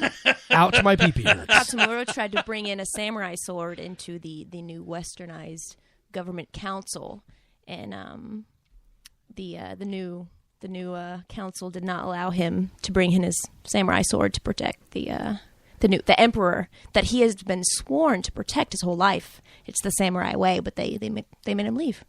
But I mean, the movie obviously skewed it in the, oh no, how dare they kick him out of the council? He's a true samurai. But I mean, you don't really need to bring a samurai sword into a government meeting. That's the thing. It's not about that. They say that you're infringing upon her religious freedom. Her lawyers in the case said that the kirpan is defined, according to the IRS, as a dangerous weapon by the agency. While it allows sharp scissors, letter openers, knives, and box cutters, kirpans have been found by prosecutors to be so blunt as to fall outside of weapons categories. What are they for if they're not weapons? Do people just take them out when they need to cut some paper? Well, no, you wouldn't, because they said it's blunt. They said it doesn't count because it's dull. Why would it be a weapon? But well, how are you supposed to be proactive in your violent reaction? How are you supposed to help and be proactive if it's a dull weapon? If it's a blunt weapon. Here's the scary part. Why don't you just carry a big, heavy cane? I'm part of the First Baptist Church of Tasers. You can't take this from me. I'm sorry, you're going to infringe upon my... Can they bring a taser into the IRS building? Be interesting. I don't know. Let's try it. Walk in there with your 9mm on your hip and just go... Field trip. Sorry, we're gunnists. You can't infringe upon my religious freedom. From the Church of the Big Heavy Club. By the way, this is how we have to sign our documents. That's my signature, bitches. It's part of my religion. I mean, it's really incredible. The scary part is a judge recently reviewed her being fired a few years ago.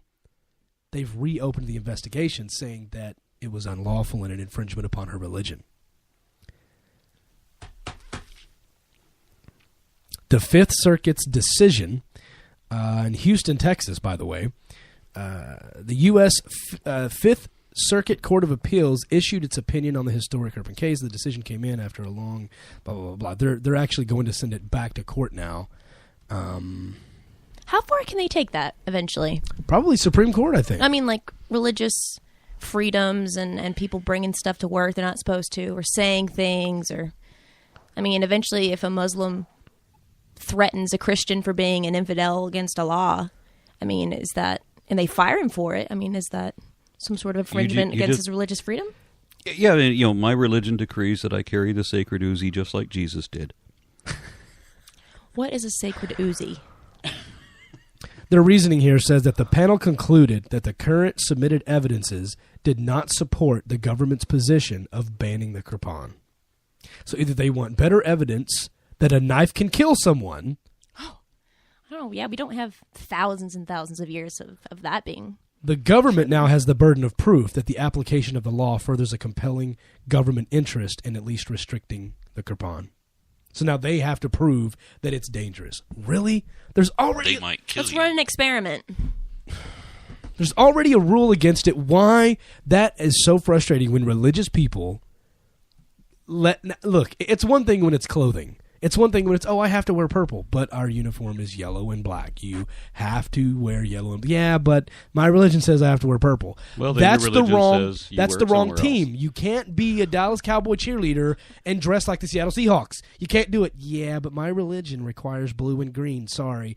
Okay, well, this one girl gets to wear this awesome uniform that she wants to because we wouldn't want to infringe upon her happiness. What? Why? Why are we doing that? Why are we bending the rules and laying down for all the religious people? I don't get it. Can't we just put in a law that if your religion says that you have to have special rights over everybody else, that your religion also allows that you can go someplace else? Oh, of course. Of course. That's the beauty of it. We're not saying you have to work here. We're saying if you choose to work here, here are the rules you're going to follow. Like, Aaron, if your job came to you and said from now on you have to have your hair above the shoulder, you would say goodbye. Or you would cut your hair. You wouldn't say... Or put on a wig like you did that one time. I'm going with goodbye. I figured.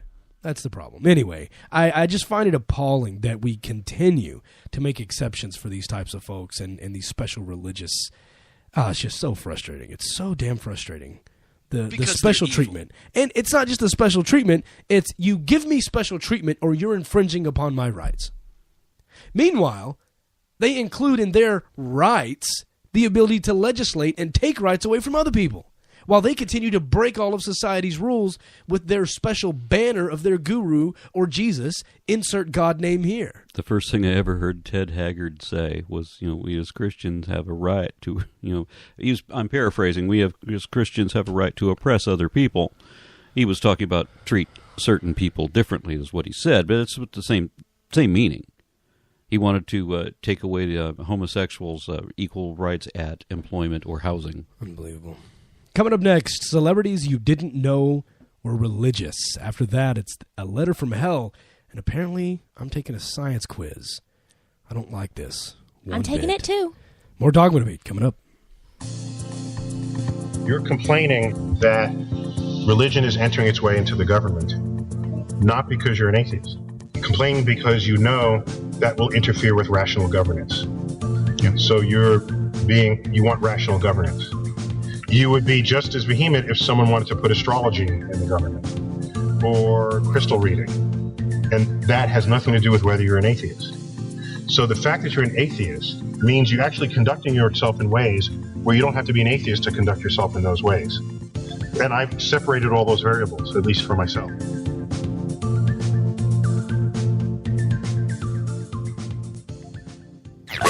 If you've been missing Dogma Debate, man, it sucks to be you. Hey, Fourth Listener, I encourage you to go check out login.dogmadebate.com to take advantage of your Fourth Listener status. Trust me, it's worth it.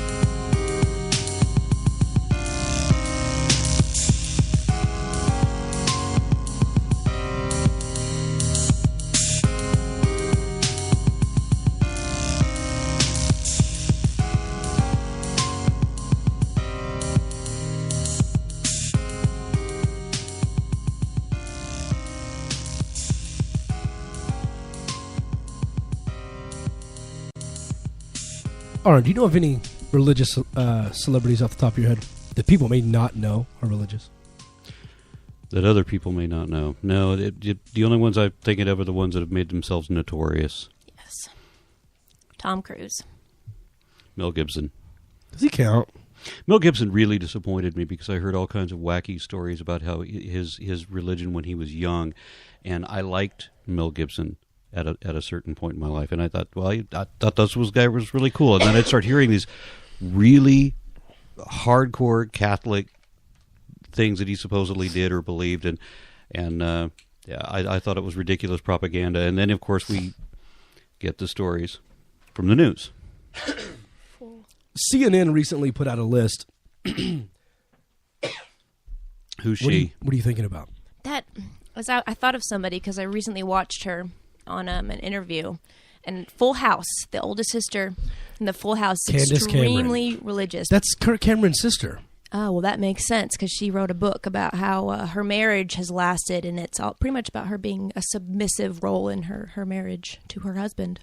That is Kirk Cameron's sister. Seriously? They grew up sipping some funny smelling Kool-Aid. Oh, that makes a lot more sense now. Yeah, Candace Cameron.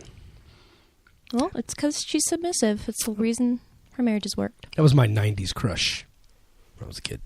Is it gone now? Oh, absolutely. Justin Bieber tops the list. Uh-oh. Who was arrested on Thursday, was raised in a Christian household by his evangelical mother, apparently while she was on drugs. In a 2011 interview with the Rolling Stone, Bieber said, I feel I have an obligation to plant little seeds with my fans. I'm not going to tell them you need Jesus, but I'll say at the end of my show, God loves you.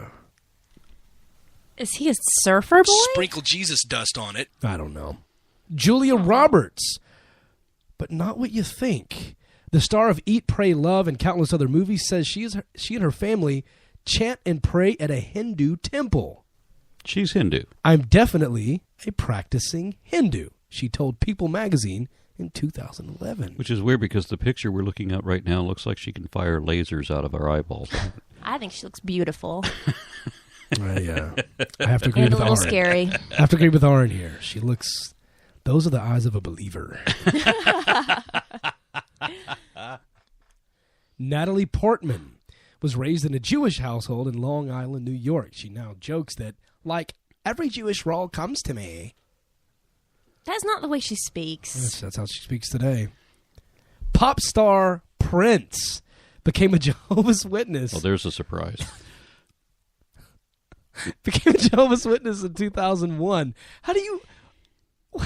What was he before? I don't know. What about him screams Jehovah's Witness, Aaron? No. He was weirdly religious in the 80s. We just didn't know what weird religion. He has done everything weird. I mean, he's like the living example of Michael Jackson's line out of Thriller. I'm not like other guys. He does have a zebra turtleneck on right now. I mean, this was the guy... Aaron Rodgers did an impersonation of Michael Jackson. I want to make that clear, that just happened on this show. It says he became a Jehovah's Witness in 2001 and has even gone door to door to share his faith with others. Sometimes people act surprised, he told The New Yorker in 2008. Wait, why would he say that? Yeah, 2008. So he knocks on the door, somebody opens it. Hi, and then he holds up a card with his symbol on it because he can't say his name anymore. Remember that period where he was the artist formerly known as Prince, who's now known as some unintelligible gobbledygook? Oh, Prince. 2000 party over, oops, out of time. I bring this up a lot for people that, when I was raised, I grew up in the 70s, 80s, 90s, and I remember people talking about how the end of the world was going to happen in 2000, right? We hit the year 2000, Y2K, that was the end of the world. I heard this for like 30 years. When the time comes, everybody forgot that was the deadline. And I have to remind people. I thought it was when the doves cry. I have to remind people, like 10 years later, I'm saying, you remember this song, 2000 party over? What the hell does that mean? Party like it's 1999? What's he talking about? Nobody knows. Everybody plays dumb. People still say I'm going to party like it's 1999 now. Yeah, but like, what do you mean you have really bad hair and superstitions? In the 80s, you ask anybody in the 80s what that meant. Oh, well, that's going to be the end of the world. That's when Jesus comes back. I was in the 5th grade. What? 99? Really? I was in the 5th grade, yeah. I remember our shirts. It said 99 on the back, and we all had to sign it. And it was in elementary school. I was 6th grade in 2000. I was playing for a band, and I was the drummer for a heavy metal band, and we opened for Pantera in 99. I was going into social studies. If y'all can remember that class. Wow. Tiger Woods repeatedly invoked his Buddhist faith during his public apology for marital infidelity in 2010. People probably don't realize it, he said, but I was raised a Buddhist, and I actively practiced my faith from childhood until I drifted away from it in recent years. Something about alcohol and sexy women can pull you right out of that Buddhist faith. And it's so many, it's funny that you talk to a bunch of Buddhists, and they say that that there is no faith in their religion. So yeah, I'm a little confused here. Yeah, there are small sects of Buddhism that they actually worship Siddhartha as a godhead, but they're typically a minority in the Buddhist community. That's the funny thing with Buddhism. You just roll a dice, Any, mini, money, mo. Right, exactly. Former boxer Mike Tyson told Fox News in December that he's very grateful to be a Muslim. Allah doesn't need me, I need Allah, said the one-time heavyweight champion. Oh, Mike Tyson. Singer Alice Cooper always believed in Christ, but wouldn't have considered himself a Christian before giving up his rock star lifestyle, he said in an interview with the Huffington Post. Yeah, rock star. Is that a microphone in a holster? Christian yeah, life. see, I had not compatible. I had an album by Alice Cooper, and I liked almost every song on it, except there was this one that was irritating, where the lyrics of the song implied that he took Adam and Eve to be a historic event, that it was that was history. Where Eve slept with the snake. Alice Cooper. I've never been a fan of her music. I don't know who that is. She's a horrifically ugly woman. Why does he have a crutch with him? What? Is it covered in blood? Quit playing this game with her. Sorry. Actor Mark Wahlberg is serious about his Catholic faith. Even so, he joked about his risque roles with CNN's Jake Tapper recently. He said, "I hope God's a movie fan. I want to explain Boogie Nights at the right time." I like him. That's unfortunate. Once again, I'd like to remind everybody, Morgan Freeman is not a man of God, even though he is God. I do like Morgan Freeman. Yep, he's pretty cool. Former American Idol contestant David Archuleta went on a mission for the Church of Jesus Christ of Latter-day Saints, better known as the Mormons, after his stint on American Idol. I didn't know that they were the Mormons. That's what took over my old church. It says the Church of Jesus Christ of Latter-day. You edited the book, The Mormons, the Church of Latter-day Saints. It didn't click. Wow, they took over our church. God, I need to go back and listen to that book you proofed, because apparently you missed some stuff. It clicked. Mormons, wow. Christians and beer. Wow. They infested my old church. You didn't know that the Latter-day Saints were Mormons. I don't know. I guess I didn't care that much. Yeah, I used to Mormons. I used to get into arguments with all these, Pentecostals or Protestants and Catholics and such when they would say that Mormons were not Christian. I said, really? Mormons. The Church of Jesus Christ of Latter-day Saints is not Christian? Really? How do you justify that? Well, that's one thing that happens in the movie, by the way, My Week in Atheism, which we have a winner for that free DVD coming up in the next segment. I'm going to announce who won that DVD.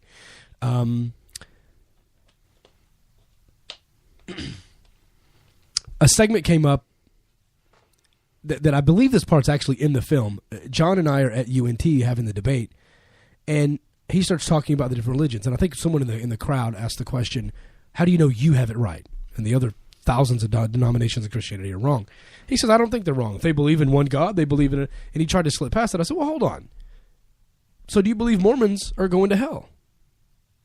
Well, if they believe in Jesus Christ, hold on. You said one God. We didn't really get down into that deep of an argument, but I did just want to make the point.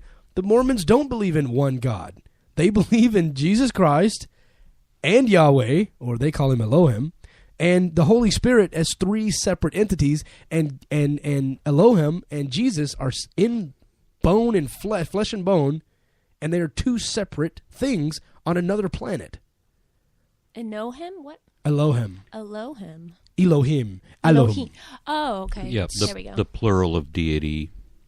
Elohim. I've heard that. Start calling me Davids from now on. That'll kind of make it make sense. Poor Archuleta. So weird. You are ruining my life right now. Orlando Bloom joined the, go ahead and pronounce that, Arn. Sokagaka School of Buddhism at age 19. It's about studying what's going on in my daily activity and using that as fuel to go and live a bigger life. You started as surfer, and then you ended up with like some sort of weird British pirate. Chris Tucker, recognized for his role in Rush Hour. Whatever, that's Smokey. We're going to get you high today. That's Smokey. Smokey's religious. He became a born-again Christian after filming Money Talks in 1997. Dude. 8 years later, Tucker was arrested for speeding on a Sunday in Georgia, allegedly approaching 120 miles per hour. He was in a hurry to get to church. Evidently, he was soon released and apologized, saying he was running late to church. You thought you were joking. I thought I was joking. Yep. I don't pre-read this stuff. Yep. This is broadcasting. Comedian Dave Chappelle, a practicing Muslim, left his highly successful show in 2005 and went on a spiritual retreat in Africa. I don't normally talk about my religion publicly because I don't want people to associate me with my flaws in this beautiful thing, he told Time in 2005. And I believe it's a beautiful religion if you learn it the right way. That's Dave Chappelle to a T. Count on it. I can't agree. That's what they say about us. And I wish I could remember his name. The guy that played Blade. Do you know that? Nope. Yeah, you probably haven't seen Blade. Wait. Denzel Washington? No. Wesley Snipes. Wesley Snipes. Same thing. That's the same guy. I really liked Wesley Snipes. And then I don't know what I think there's another religious thing going on there, but he went on some weird pilgrimage somewhere in Africa where he like dedicated the rest of his life to this journey or voyage or whatever what it was doing. I saw an interview with Dave Chappelle, and he really talked about how the fame got to him. How so many people, the critics and the crazy life, and that you're going to do it like this from now on. And he's like, I thought being famous was going to be cool. And he was just like, I just could not deal with it anymore. And he's like, it was so refreshing when he lands in Africa and he goes to like this tribal community and they don't even know who he is. He's like, I love just being a normal guy and being treated with respect. He's like, so it was more of that. But also on the list, Paula Abdul, singer and former American Idol judge, told the Associated Press last year that beyond being Jewish, I've always found myself to be very much in tune with spirituality. Miley Cyrus. It's a nice picture. It's kind of like a Michael Jackson stripper Santa. Well, it looks like she's got Michael Jackson's butt. You see why I do the reading? Miley Cyrus was baptized in a Southern Baptist church and still calls herself a Christian, though she doesn't attend church every Sunday. People are always looking for you to do something that is non-Christian, she told Parade Magazine in 2010. But it's like, dude, Christians don't live in the dark. If I wear something revealing, they go, well, that's not Christian. And I'm like, yeah, I'm going to hell because I'm wearing a pair of really short white shorts. Oh, my God. You are actually, oh, my God, was not This is not church. Quote. I'm sorry, what? You are painful when you do that. Thank you. Thank you very much. Erica Christensen, I have no idea who that is, and my give a damn is busted. I don't care. Actor Denzel Washington may be more known for his starring role in films like American Gangster, but he's also a devout Christian. He told GQ magazine in 2012 he reads the Bible every day. Then why aren't you an atheist yet? Must be that same passage over and over. See, that's another one that's frustrating because I liked him too. Mm-hmm. Pop star Katy Perry. There's a surprise. Was raised Pentecostal and once recorded on a Christian label. Make it sound different. The Miley Cyrus. Different girl voice, go. She's very similar to Miley Cyrus. I know, though. it's a challenge to you for your voice acting skills. How was she married to that atheist talk show host? Actually, they're intentionally misquoting her, and that's what I wanted to talk about here. She actually came out publicly and said she wasn't a Christian. She tried to do a gospel album thing. Her dad is a pastor. She tried to please him. Didn't work. She came out with the hit that really made her famous was I Kissed a Girl and I Liked It. She came out and said, I am not a Christian. As a matter of fact, at last week's Grammys, she did a performance that was so what they called occult and satanic. Someone from E! Magazine tweeted, did we just witness the summoning of demons, or did we just witness something? I don't remember exactly how they put it. But one of the Christian performers actually got up and walked out and tweeted about how occult and ridiculous this whole thing was. So she's definitely not a Christian. But they're trying to quote her and say, I laid on my back one night, looked down on my feet, and I prayed to God. I said, God, will you please let me have boobs? Wait, that's the worst Christian misquote I've ever seen. Now I want to do it in the voice. Please do it in the voice. Now it's justified, right? Now we see she's completely trolling them, and they think she's serious. So here we go. Wow. My impression of Katy Perry trolling GQ magazine. I lay on my back one night and looked down at my feet. I prayed to God. I said, God, will you please let me have boobs so big that I can't see my feet when I'm lying down? God answered my prayers. She told GQ magazine. They seriously used that as evidence that she's a Christian? No, she's not British, Trent. I'm just really bad at doing voices on the British. spot without practicing. And all of a sudden, I just imagined Katy Perry jumping out of a Darndest. You go Google YouTube Vimeo her performance from the Grammys. Seriously. It is super cool. Why did they put her next to Shiva in that image? I don't know. I'm trying to throw it off. Malcolm Gladwell, best-selling journalist, and now no more interest. I'm gone. He's too ugly. After Pope Francis was elected last year, television personality Mario Sexy Face Lopez tweeted, "Big moment for the church and for those of us who call ourselves Catholics. I hope Pope Francis comes with an open heart and an open mind. Hashtag faith. Hashtag dimples. Hashtag gorgeous." Okay, I'm just going to click off of that. What? There we have it. And we come back to the believer.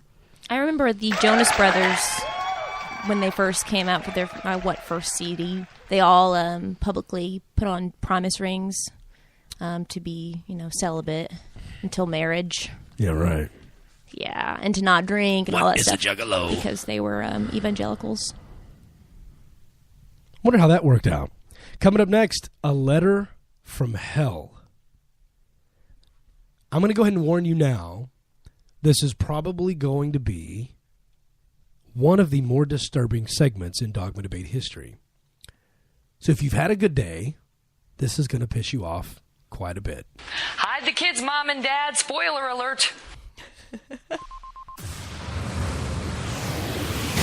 Look, you don't care if people go to church. It doesn't bother you if they pray on their own time. You're completely fine with attending a ceremony in a place of worship, and you're happy that so many believers donate their time and money to doing good for others. You just want to remind the world that religion doesn't control us. They can have their belief, as long as it stays a belief. It never becomes law. You want to stand up and claim your identity without taking anyone else's. You want to respect all believers, but remind them to keep their God in the church and out of the voting booth. You can do it with two simple words. Be secular. T-shirts and bracelets are now available that simply remind the world to be secular. Just go to besecular.com to get yours. And if you select Dogma Debate Radio as your affiliate group from the site, a portion of the proceeds will help support the show. Do it for the movement. Do it to claim your identity. Do it at besecular.com. I'm Daniel Radcliffe, and I believe that reaching out for help is the bravest thing a person can do. If you are struggling and need support, call the Trevor Lifeline at 1-866-488-7386. It's free and confidential, and trained counsellors are there to listen 24/7 without judgment.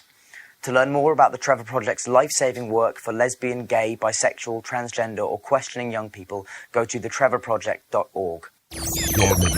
There is absolutely nothing that Dr. Craig can say against their behavior in moral terms, apart from his own faith-based claim that they're praying to the wrong God. If they had the right God, what they were doing would be good on divine command theory. Now, I'm obviously not saying that Dr. Craig or all religious people are psychopaths and psychotics, but this to me is the true horror of religion. It allows perfectly decent and sane people to believe by the billions what only lunatics could believe on their own. If you wake up tomorrow morning thinking that saying a few Latin words over your pancakes is going to turn them into the body of Elvis Presley, you have lost your mind. But if you think more or less the same thing about a cracker and the body of Jesus, you're just a Catholic. Hi, this is Nate Phelps, and I am the fourth listener of the Dogma Debate.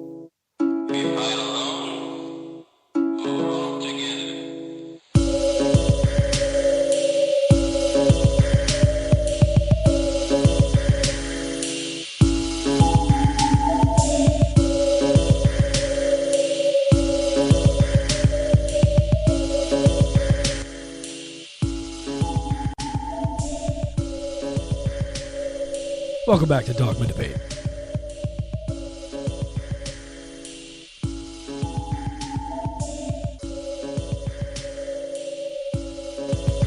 I got nothing else. I just wanted to say welcome back to Dogma Debate. Should I say something? Good night, everybody. Dramatic pause, I guess. So we know that a big method that believers use is simply fear. That's it. Just outright fear. Mm-hmm. The facts don't matter. And I think that's the point. I think when you get to that level, like I was talking about seeing a documentary where a man was locked in prison for 20 years for a crime he didn't commit. And they kept proving over and over in different aspects that his DNA wasn't at the scene, that this didn't happen. It was just simply by eyewitness identification. They kept proving that he was innocent. And finally, one of the supporters of him said, when emotions run that strong, facts don't matter. And that's one of the most disappointing things about becoming an adult, is that you realize sometimes facts just don't matter. And it's so depressing and it's so disappointing. And unfortunately, that's what this letter from hell really depends upon. The more facts you have to argue the case, they grow and say things like this, sending a letter from hell. And just so you know, I'm not going to read this to you. We have audio. This is a YouTube video that is circulating and has been for a while, all the way back to 2008. Yeah, it says for the comment, thriller video, but the message is an awakening to the message-ish. The message-ish, an awakening to the sleepy heads of the church. ...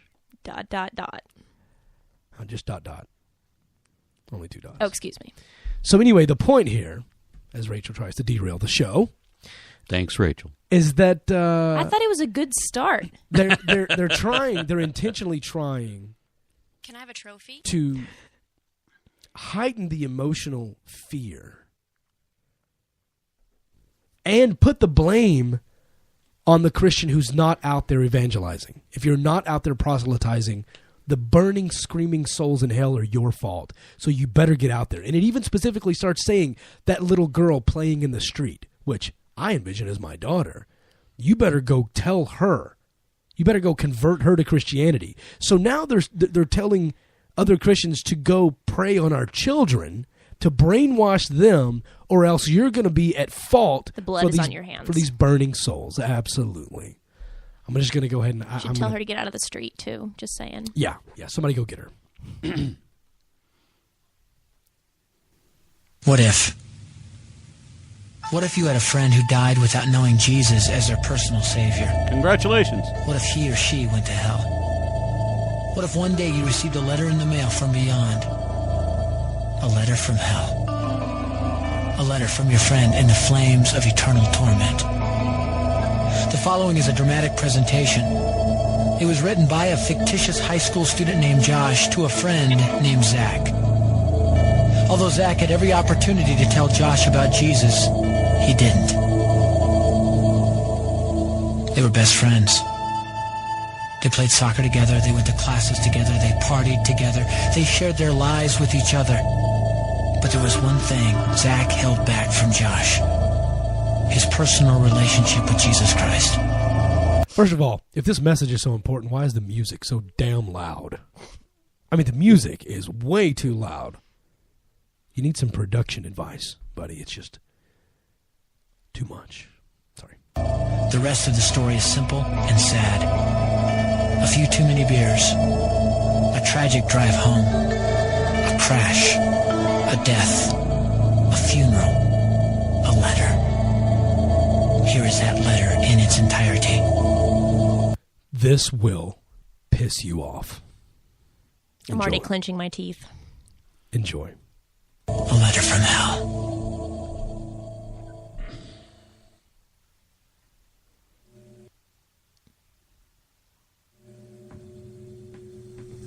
Dear Zach,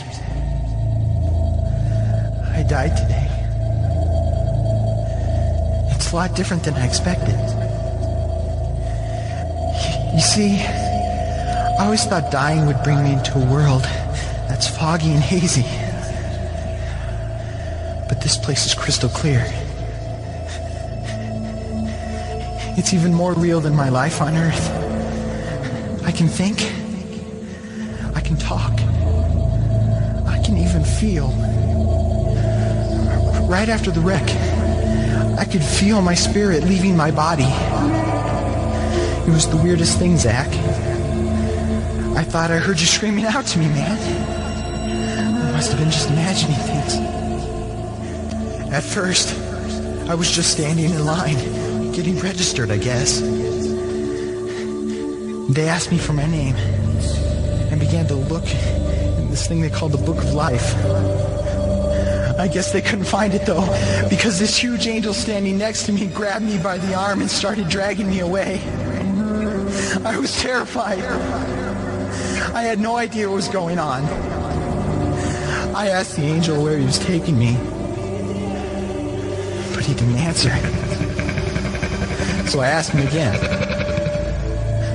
Finally, he told me that only those whose names were written in the Book of Life could enter into heaven.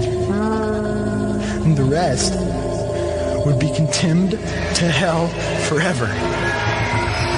Man, I was scared. But he let me write this letter. Yeah. Before I went. How did this letter get out? I mean, they have incredibly affordable stamps in hell. Yeah, neither hell nor Cerebus nor darkened night will stay these couriers from their appointed rounds. That's right. Interesting. Inflation is lower. when your postman's late. Oh. And we've had by hell. Yeah, we've had a few people go postal that end up there. So.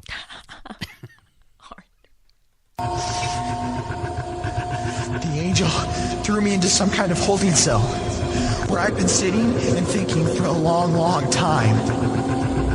Do you want to know what I've been thinking about? I've been thinking about you. Zach, you're a Christian. You told me so yourself. I mean, we talked about it 3 different times today. Kelly brought it up, and you laughed it off.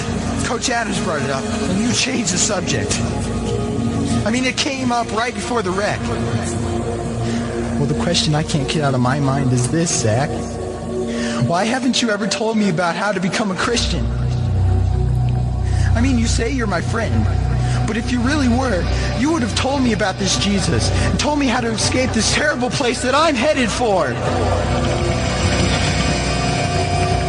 I can feel my heart pounding in my chest. The angels who have been chosen to cast me into hell are coming down the hallway. I can hear their footsteps. I've heard of this hell, Zach. They call it the lake of fire. I can't stand it, Zach. I'm terrified. No, the angels are at the door. Oh, no. No! They're coming in, and they're pointing at me. They're grabbing me and carrying me out of the room. Benny, I'm still writing.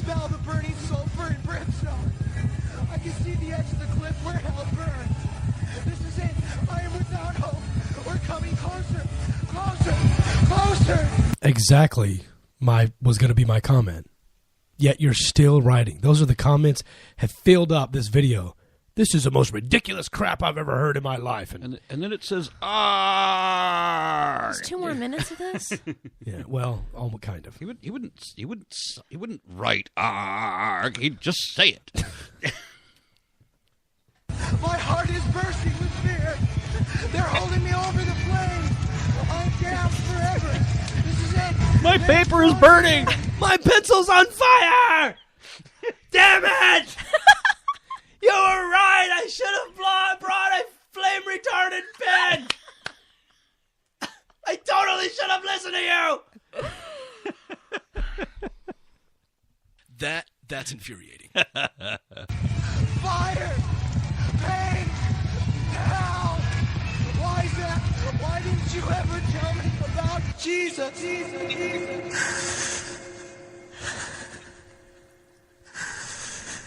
Signed. Your friend, Josh. Your friend, Josh. P.S. Welcome. Wish you were here. Wish you were here. Wish you were here. Wish you were here. So the kid's already heard about hell. He already knew about it. Rachel is like visibly uncomfortable. I'm really uncomfortable right now. Why? You know it's all crap. Tell me what makes you... They made it like a thriller movie. Like someone is seriously in pain, suffering, and they're guilting me for this person being in this suffering situation. I know it's fake and I know it's dumb, but I'm sure Christians are sitting there. You know, the ones that if you believe it. Yeah, that makes me uncomfortable. Terrifying. Then it would obviously make someone who truly believes that they need to go save people or their blood is on their on that person's hands. That's upsetting. Just the very idea. I mean, I'm being completely serious. When I was a little child, they told me, if you don't believe this, then you're going to be tortured forever. That doesn't make any sense. What being that really exists, that pretends to love anybody for any reason at all, would damn somebody for what they believe? Exactly. It has nothing to do with what kind of a person you are in life. It only matters how gullible you are. Do you believe this ridiculous poppycock? Let me help everybody out here. I want to bring attention to something. You done with this bit right here? Not completely. Not completely. Okay, I'll let you finish with it, and then I'm going to. All right. So he finishes the video. There's a few seconds of just black space, and then he finishes it with a poem called "Don't Bother Me," which then entices the believer to continue to proselytize. Again with the music. I mean, really? Sorry, if you've got to put that much theatrics into this, yeah, exactly. It's obvious that you're only appealing to emotion. Logic doesn't matter. Facts don't matter. Science doesn't matter. Yeah, just be so terrified that you tell other people about our superstition. There's a show about the science of the different sounds of spooky sounds and the eerie sounds, and then they'll have a person walking down the street and they'll have do do do do do. You know, you're not scared, right? And then they'll change the music to like high pitch off tones, and immediately the scene changes to it's ominous. Someone's going to jump out and kill this person immediately just by the tone of the music. Speaking of that, I've heard, and maybe this is something you can do a science segment on, that the reason high-pitched noises kind of make us cringe, or like fingernails on a chalkboard, has something to do with the high-pitched screams chimpanzees let out to know that there's danger. Yep. They scream out, and then all the chimpanzees like climb up into a tree or get to a safe place. The pitch, if you look at the pitch that's made when you scrape your fingernails on a chalkboard, it's very similar to the tones hit by the chimpanzees whenever there's a tiger in the jungle. Yeah, a lot of primates do that. They have it almost matches frequencies across the board of these high pitched screams of danger, of something wrong. So we react to it. So get out on YouTube and look up the shower scene from Psycho. From Psycho, and then right at that moment, just close your eyes and imagine a chimpanzee. Yeah. Yeah. It's a call out of danger, and it's supposed to make you feel uncomfortable to expect something wrong to happen because you're being alerted. Or God pre-programmed us to know that That's the part of the God lobe, right? He did that whenever he was making clothing lice sit there in the Garden of Eden, waiting for clothes to be invented. Right. It's in the Bible. Well, yeah, they were otherwise probably it would eating. have had to have evolved. Right. It's in. They probably ate lemons like the dinosaurs, right? It's in Parasitic Insects, chapter 3, I think. Oh. Check it out. It's in the Bible somewhere. Don't bother me. Don't bother me with souls to save. I have my own agenda. There's school to do, sports to play, important stuff to attend to. Okay, stop right there. What he's actually, if you have school, is he literally saying to put proselytizing before school and sports? Yes. Yeah, and your life. Yeah.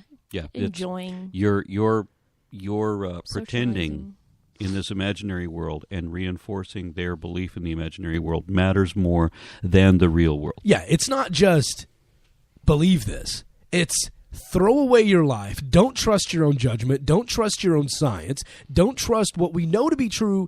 Don't be productive in life. Don't do your schoolwork. Go preach to these people. Yeah, it's like Jesus said. How is that considered a positive message? Well, it's just like Jesus said. He who gives up his life for me will have this eternal life that you don't ever actually get to experience. You got to save Josh from that cell where the And angels drag him in. Yeah, what kind of jerk angels would do that? Where does it say that? Does it say that you're going to sit in a holding cell after you die until the angels drag you? Actually, all of that is made up.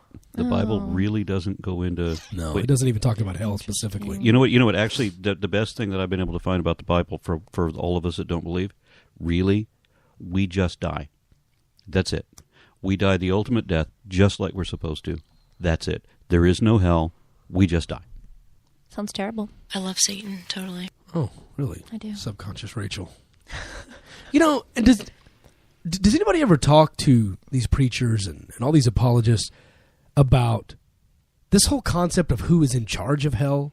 Because if Satan is bad, isn't he kind of the police or the executioner for God? Yeah, and so like he's punishing you, or you're on fire in his domain, but wouldn't that mean he's really doing God's work? Yeah, well, somebody's got to be running hell, and obviously whoever that is doing God's work. But depending on the theology, depending on the type of Christian or the type of believer that you're talking to, I mean, the Jews will have Satan in a different place than the Christians will. The Christians will say that Satan walks the earth, right?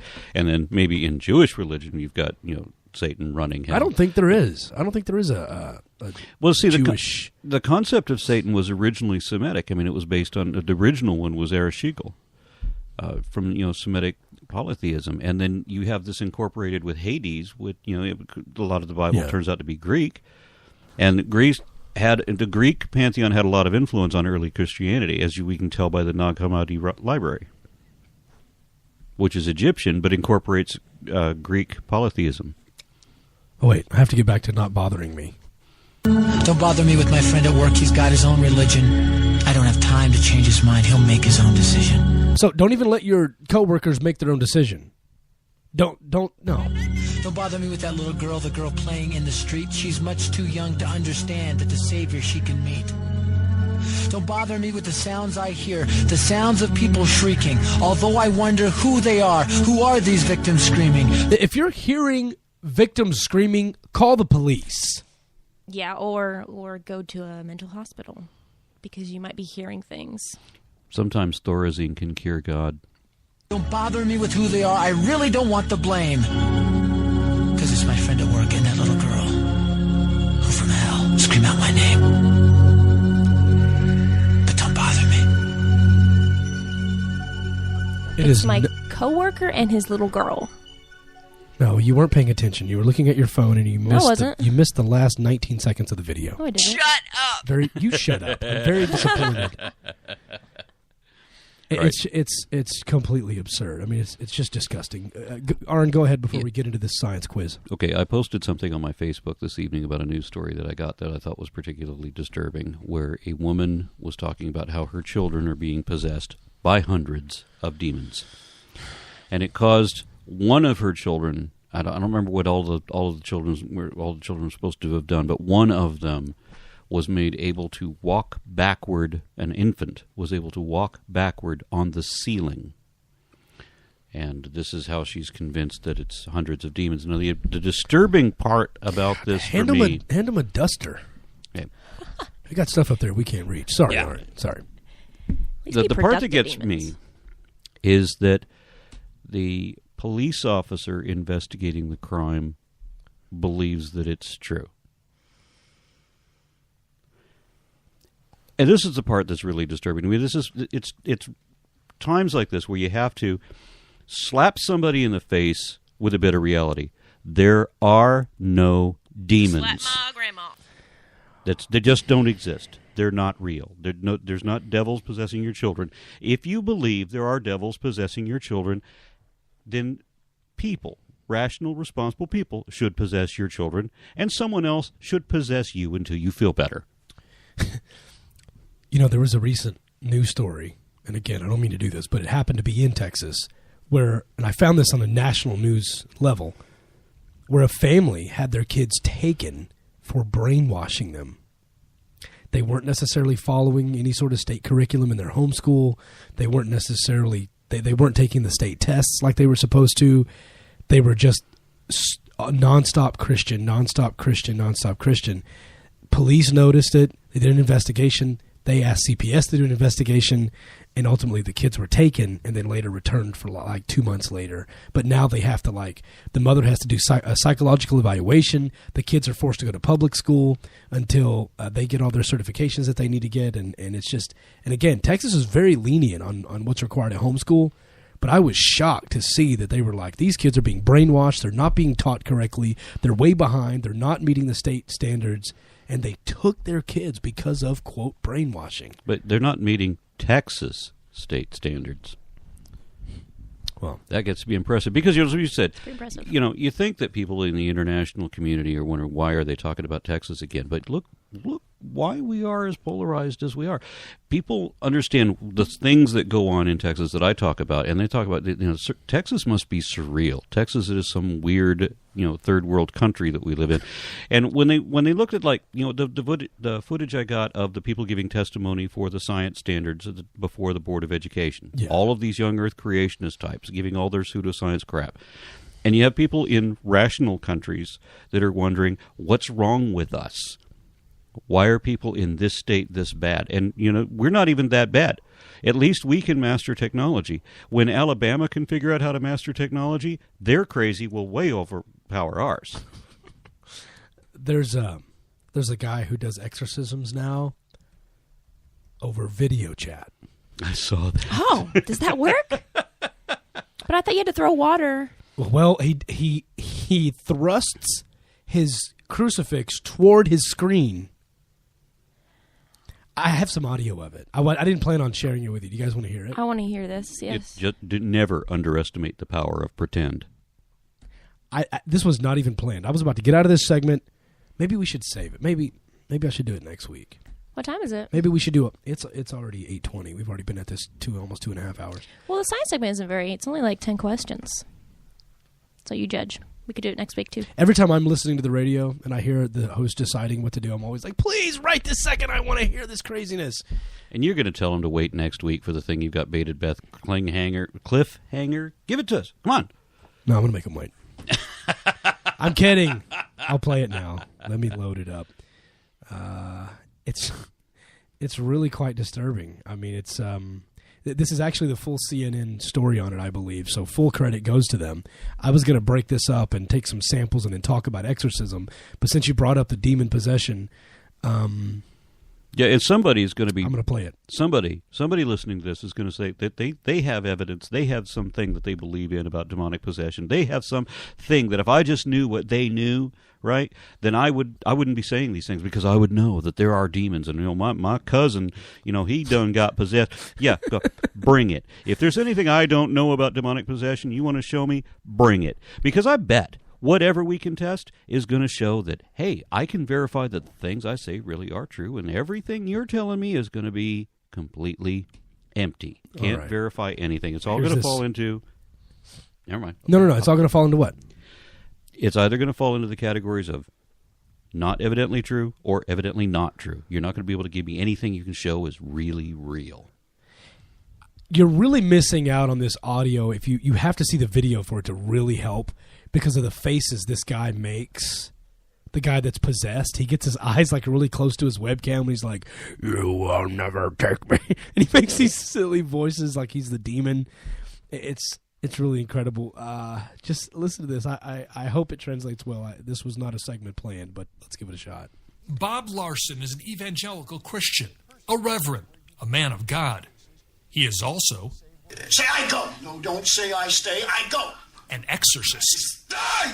Say we the people of God agree. We the people of God agree. So what's funny is he does these in person. He does these in person too. And he's literally holding the mic to himself. And then he gives the demon a command. And then he puts the microphone up to the guy's mouth like... that demon would need the guy's mouth to speak. I mean, it's so silly that you're actually supposed to be talking about this demonic sort of character or entity, but it can't communicate unless... I don't know. This is just so stupid. I'm going to just play it. This young man, Esau, is possessed with a demon. Another exorcism. Larson says Noella is also possessed by the devil. And he says her demons change her voice. Go now. Go where? Go now. He sounds like Batman. Go now. Nobody's gonna kill me out of this home. It's Batman. She's possessed by Batman.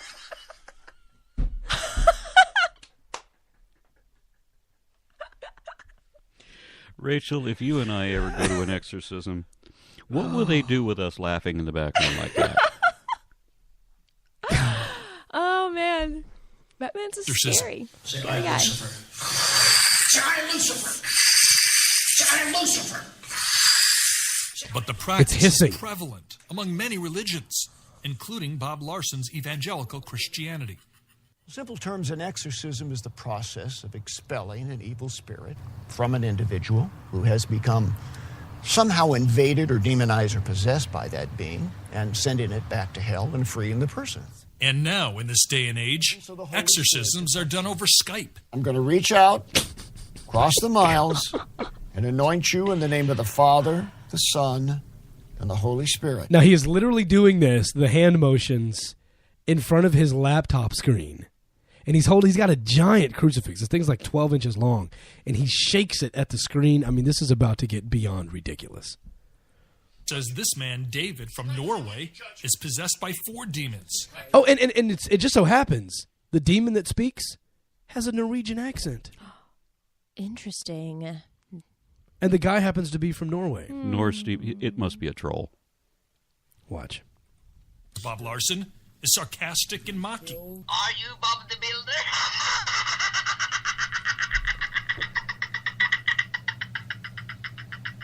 Yes, it's Bob the Builder. You have mocked the servant of God. You will be struck with judgment for mocking the servant of God. Another demon, says Larson, is named Leviathan. Who is Same guy, different demon. Leviathan. What a cool demon name, right? That is a cool name. It's a cool name for a crocodile. That's what the Leviathan was. Just a crocodile? Just a crocodile. No science yet, guys. No science yet. Get you down, down, down, down. He's Get funky. Bump it.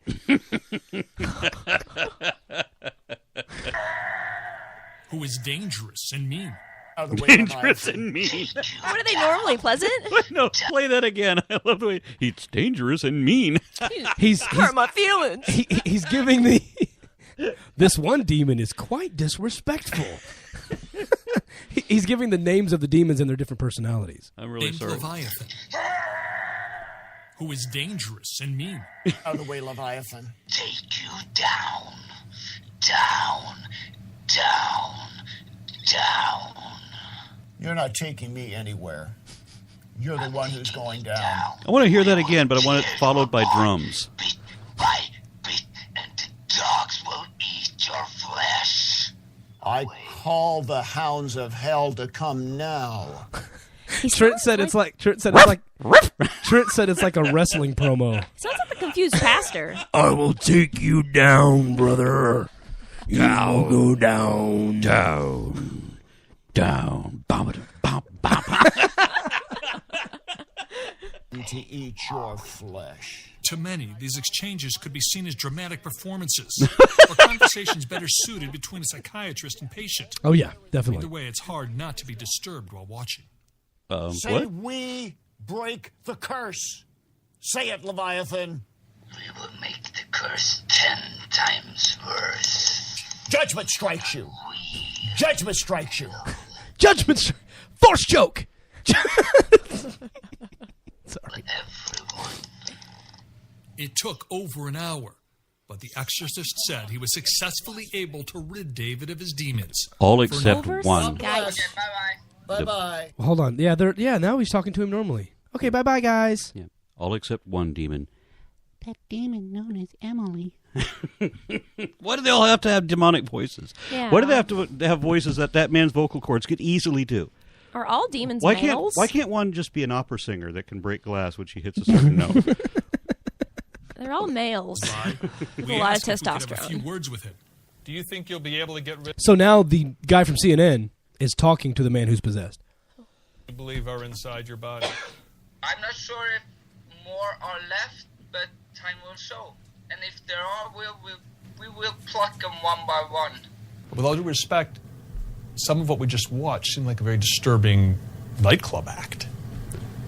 What's your It's not a response? disturbing nightclub act. It's not a good nightclub It act. isn't. It's real. There would be no need to theatrically stage this for any reason. Why would anybody do that? I have no idea. Money. No reason except thousands of dollars and have CNN in my house. Notoriety. More fame. church members. There's no reason. Influence. Bob Larson says he has done more than 20,000 exorcisms, and he's certain there will never be any shortage of the devil's demons. Strike him again in judgment. Gary Tuchman, CNN, Scottsdale, Arizona. As long as the money's there, you're going to have plenty of demons. That's true. That really happened. People. Coming up next, we're going to have the science segment, and I'm going to announce that winner for that free DVD of My Week in Atheism, which is premiering February 15th. Why can't we have a demon that talks with Daffy Duck's voice? No, Donald Duck's voice. That's really hard to do. I can't remember Seriously? what Daffy Duck sounds like. No, not Daffy. Daffy's too normal. Do Donald. She's a Disney villain. Exercise that.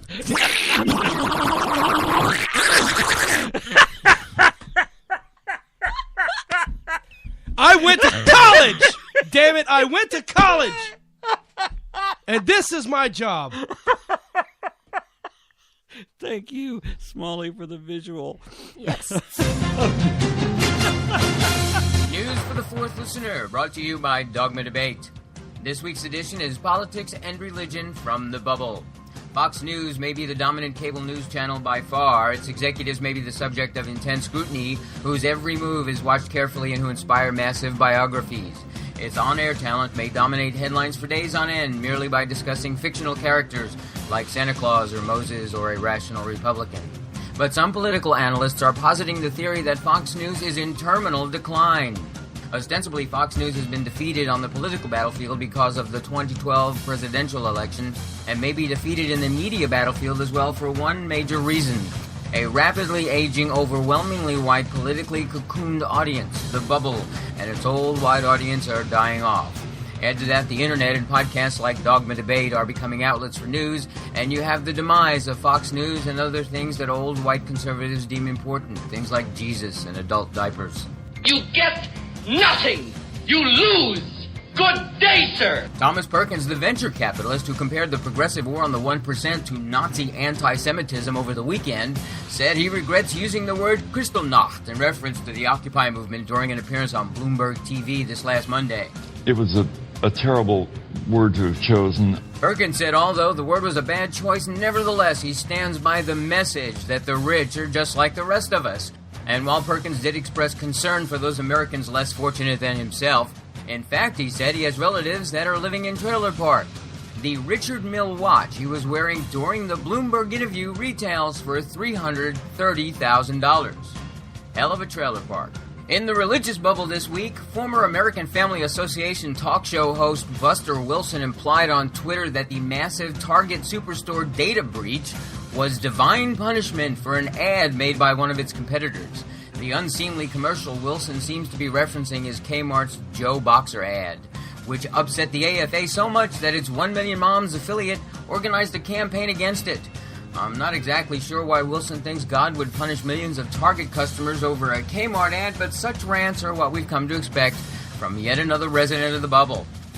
Finally, in other delusional Christian news this week, Family Research Council head Tony Perkins, while chatting with Oklahoma pastor Paul Blair of Reclaiming America for Christ about a federal judge's decision to strike down Oklahoma's ban on same-sex marriage, claimed that the gay rights movement is a satanic endeavor to destroy America and introduce communism. He also said that the movement to stop marriage equality is no different from the fights against slavery in Nazi Germany. He said, and I quote, "It's time for us to stand with men like Charles Finney in opposition to slavery and with Dietrich Bonhoeffer in opposition to totalitarian government in Germany. We're facing much the same thing." Are you stupid or something? Stupid is, stupid does, sir. It's not 420, and these people actually said these things. This has been News for the Fourth Listener, brought to you by Dogma Debate.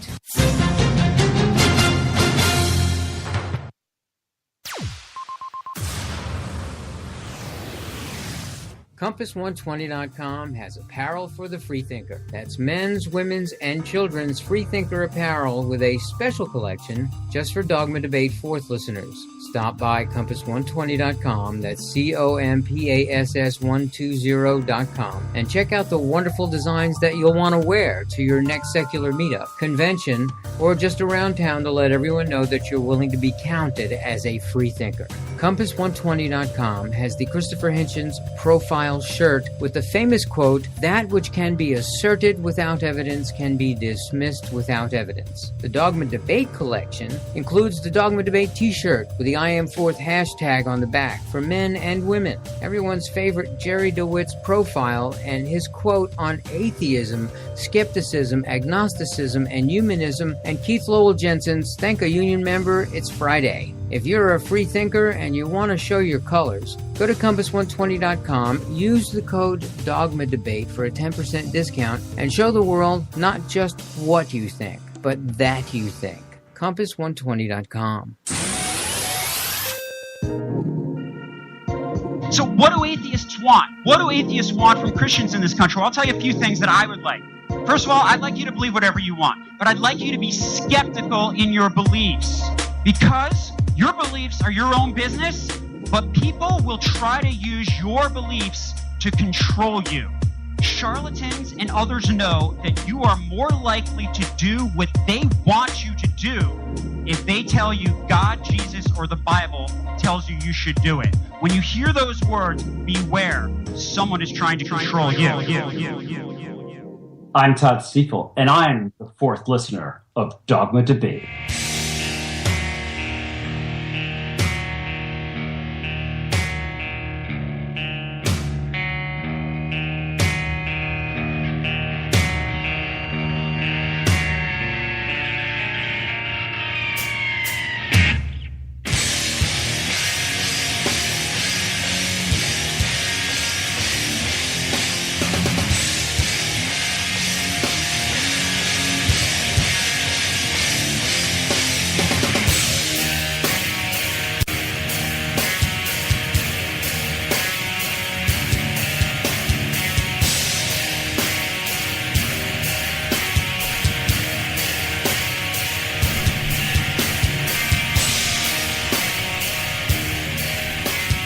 Today's after show, for those fourth listener members of any category, at login.dogmadebate.com, the after show, and we go off the air and we continue to record for a few minutes. Usually we have our show meetings or notes, things that we need to talk about.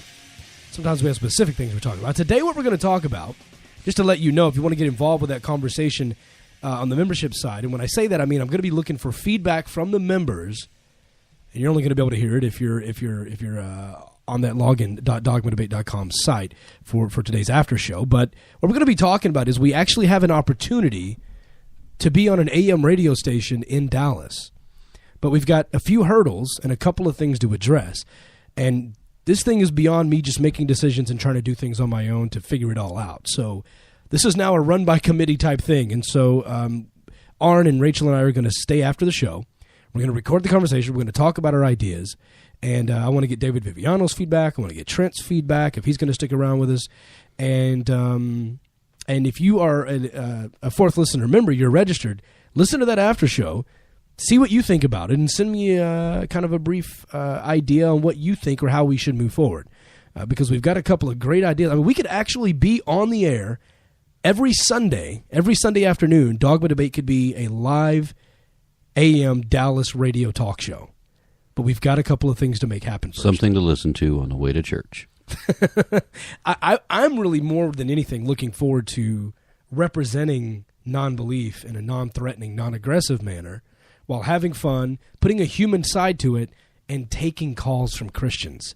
I think that would be phenomenal. That would be pretty interesting, a new addition to the show. Well, what we would do more than... look, we got to talk about it after the show. We don't have time. We don't have time. I do want to let you know, I'm so excited about this movie premiere. February 15th in Sacramento, California. The movie is My Week in Atheism. And our winner for the first ever free DVD coming out of that premiere of My Week in Atheism. Remember last week we did the contest where you had to go like Dogma Debate, like My Week in Atheism, and share the photo to get the free DVD. Well, we have a winner. It's Matt Kenyon from Madison, Wisconsin. You are getting a free DVD of My Week in Atheism. So send us an email, Matt, or contact David Viviano on Facebook, and we will get your address and get everything shipped out to you as soon as it releases. It cannot release before the premiere on the 15th, but you are going to be the one that gets the first free DVD. Everyone else, we didn't have anyone from the area in the Sacramento area actually participate in the contest. We want to give away 2 free tickets. So what I'm going to say, and this is just a test for those people that are available right this second that want those tickets, the first person that emails me, david@dogmadebate.com, here's the big trick. Here's what you have to do. You have to just type in there, I want free tickets to the Sacramento premiere. If you're going to be in the Sacramento area, if you live in the Sacramento area, that weekend of February 15th, and you can be there at 7:30 that night, I will give you free tickets. All you have to do is be the first person to email, david@dogmadebate.com. Now we wait. The rest of the segment, that's what we're going to do. We're going to sit here. Now, can we talk about something? No, just wait. Just stare at the email. I'm just kidding. Of course, we're not going to wait. Can we talk about what's happening during the show? Yeah, so while I'm gone, you mean? Yes, what's going to happen? Yeah, I was actually going to mention that. Are we going to implode? So what that means is I'm actually going to be gone in Sacramento that entire week, and we're going to have another David Smalley-less Dogma Debate. So for those of you that love Dogma Debate, you're just not too keen on the David Smalley guy, February 12th is going to be your day, because that's going to be Aaron and Rachel, hopefully the Viv, which is what I just came up with to call David Viviano, the Viv. Gamma Atheist is going to be here, and Trent. And I want all of you guys to be talking and having fun. So just don't get us in trouble. No one gets arrested, and don't get me sued. And I'll go ahead and tell you now, the views expressed on Dogma Debate as of February 12th, 2014 do not necessarily reflect those of David Smalley or Dogma Debate LLC. It's not 100% science. We'll at least have 2 segments for science. Yeah, that's at cool. least. That's cool. Have 2 science segments. Mix it up. You guys have fun. Throw some nonsense in the middle. Yeah, absolutely. You got to have nonsense if it's going to be Dogma Debate. Yeah, I'll break the show a couple times. Break the show. Mm-hmm. We have to do a refresher on how to use this equipment. Let's do a refresher. I mean, seriously. I'll still break it, but refresher, please. A couple of them. We will. So anyway, seriously, the first person that emails david@dogmadebate.com, all I got to do is ask for the tickets. Shoot me an email if you're going to be in the Sacramento area. I will give you 2 free tickets. But those are the only 2 tickets we are giving away. Other than that, you can go pre-order your tickets and save a ton of money. If you're going to go there anyway, $15 at the door, $9 a ticket online. myweekinatheism.com. He's got a promo, the video up, the preview is up. Go check it out. Go buy the tickets. Reserve your spot. Tickets are selling fast. So go get your tickets, myweekinatheism.com. Or just email me right now, and I'll give you 2 free tickets. Okay. You ready? Is it time? You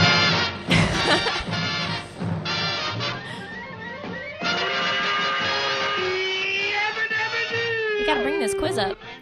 Where is it? So, I had the opportunity. I want you people to know. I had the opportunity to see this quiz about, how long ago? I don't know, 20 minutes ago. About 20 minutes ago. I opened it up. I saw the title of it. I see the first 2 questions. I have not finished reading them. There was a minimized moment them. of shock. I minimized them immediately, and I said, I don't want to cheat on this. Uh-oh. I want this to be a genuine response to this. To this. So I didn't even scroll down. I didn't look at it any further, and I didn't look up the answers. So that is a preface to my stupidity. Anything that I say that is, I should just do it and stop stalling. Now, should we do it like we did last time for the religion quiz, where you answer first, and if you get it wrong, I tell you what the answer is? Or because I haven't Googled the answer. I don't need to Google the answers. Oh, I might know them. Wow. Should I tell you, or I'll just let you go through them, and then I'll tell you which ones you got wrong? No, you could tell me as I get it wrong. As you get it wrong? Okay. God, I am, it is not, putting myself. You can do this. Putting myself on the spot like this. You can do this. So, you can at least get 50%. It's 10 questions. How many questions? 10 questions with 1 bonus. 10 questions and a bonus. Mm-hmm. I thought you said something about 25 questions or something. No, I never said to do 25. Okay, good. 10 questions. We can give you another quiz. No. Are you complaining? No. I can make up another 10 questions after this if you want. I just read the second question and I don't like it. The second one's who came kinda up tough. with this? Andrew? Andrew, yes. He's your research assistant guy. Yes, he is. Is he the one that also emailed us that video? Yes, he is. Letter from hell? Yes. Are you okay? Yeah, okay, let's start. Number 1. Which of the following is not an aspect of the theory of evolution? Let me read the questions, because she's going to judge. You know what? I You're almost said that. I almost said that. You go ahead. You're right. You're right. Go ahead. I don't have anything else to do in this if she's going to be the teacher and you're going to be the pupil. I mean, I'm just okay. You're right. Okay. You can read the question, Art. Which of the following is not an aspect of the theory of evolution? Ooh, he sounds very game showy. Not. A, the variation of allele frequencies in populations over time. I wouldn't know how to pronounce that. B, how the first life cells or how the first life forms came to be, whether on Earth or elsewhere. C, the mechanisms by which populations incur morphological changes over time. Or D, the emergence of modern humans from ape-like ancestors. Is it bad that I almost fell asleep during the question? I've been told my voice can do that. And you can have a lifeline if you want a clue. Okay, no. I'll call a friend. If you need a translation. No, the answer to this one is B, how the first life forms came to be, because evolution doesn't deal with how life originated. It has to do with how life evolved. Well, that's one. You are currently at a 10%. Number 2. Which of the following is not an example of a mechanism or result of evolution? Please explain. A, genetic drift. B, natural selection. C, speciation. D, Lamarckian inheritance. Or E, transitional species. I have no idea what Lamarckian inheritance means. Not an example of a mechanism or result of evolution. Okay, well, natural selection obviously is a mechanism. Speciation obviously is. Genetic drift. Lamarckian inheritance. Transitional species is as well, I think. It's between genetic drift and Lamarckian inheritance, just because I don't know what either one of those terms mean.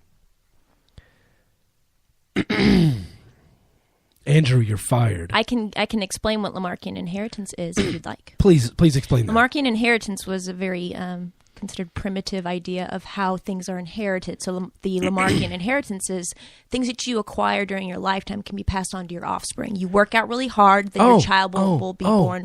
Okay, then that's really it. That's the answer. It's D. It's Lamarckian inheritance. That's ridiculous. Correct. You cannot inherit the muscular form or the diet of your parents. The example given. Does that count? Do I get that? No. I'll give it to you. Yeah, you should get that. The example given by Lamarck was giraffes, starting with an okapi stretching its neck to reach higher leaves, and that by doing this all over its life, then its young would somehow inherit the.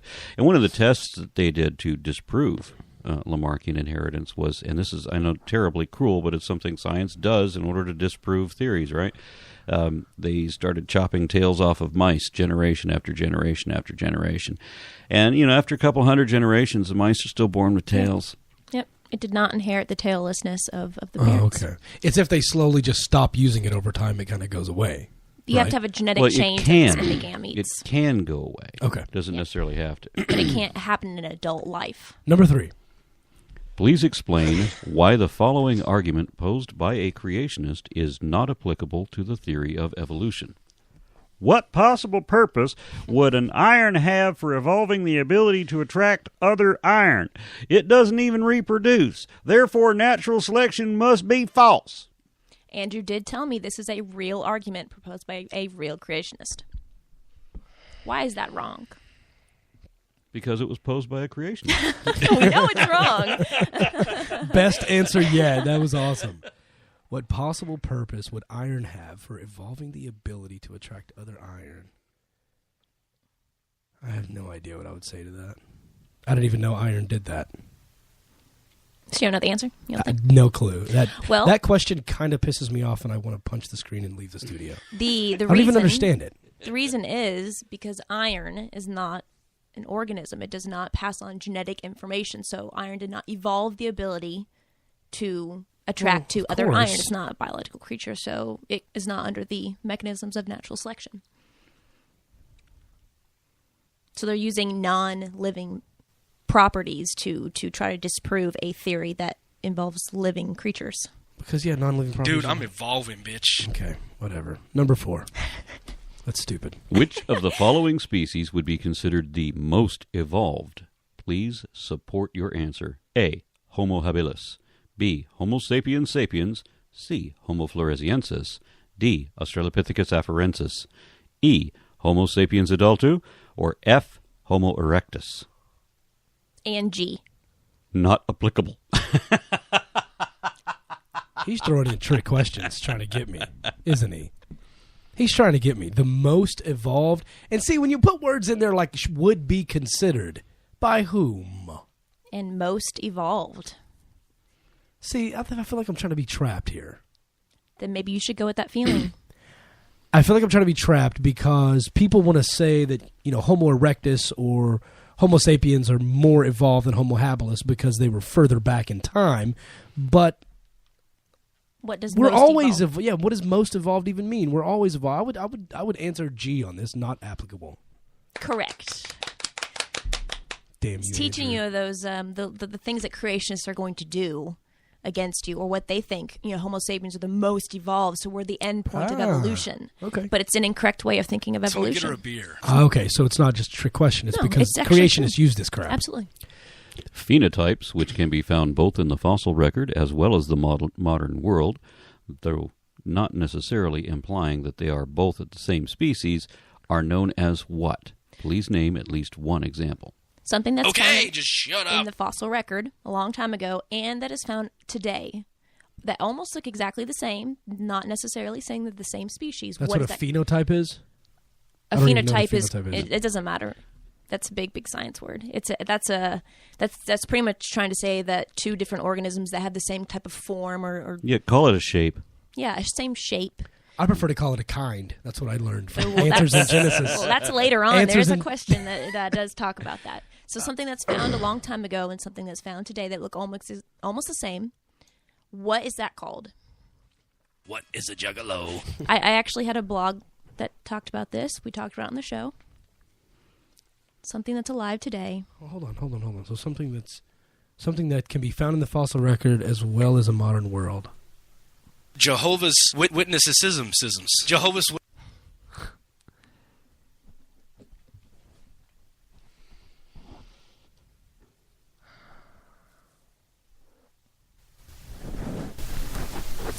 This is horrible radio. I don't know if you want me to well, tell you. I feel like, I mean, I understand the You want a lifeline. I understand what the basis is of the question. I just feel like I'm more so trying to guess the example you guys are thinking because... No, you can give any example you want. Does he need a hint? I don't know. Does he need a hint? Like those... Just say it. Okay, let me see if I can just read the question again. Phenotypes, and take that to mean a shape, right? A shape. Yeah, which can be found both in the fossil record as well as the modern world, meaning that it's living, though not necessarily implying that they are both the same species, are known as what? Oh, I saw what you did there. Fossil. Living. Really? Y'all are going to be that way? Come on, man.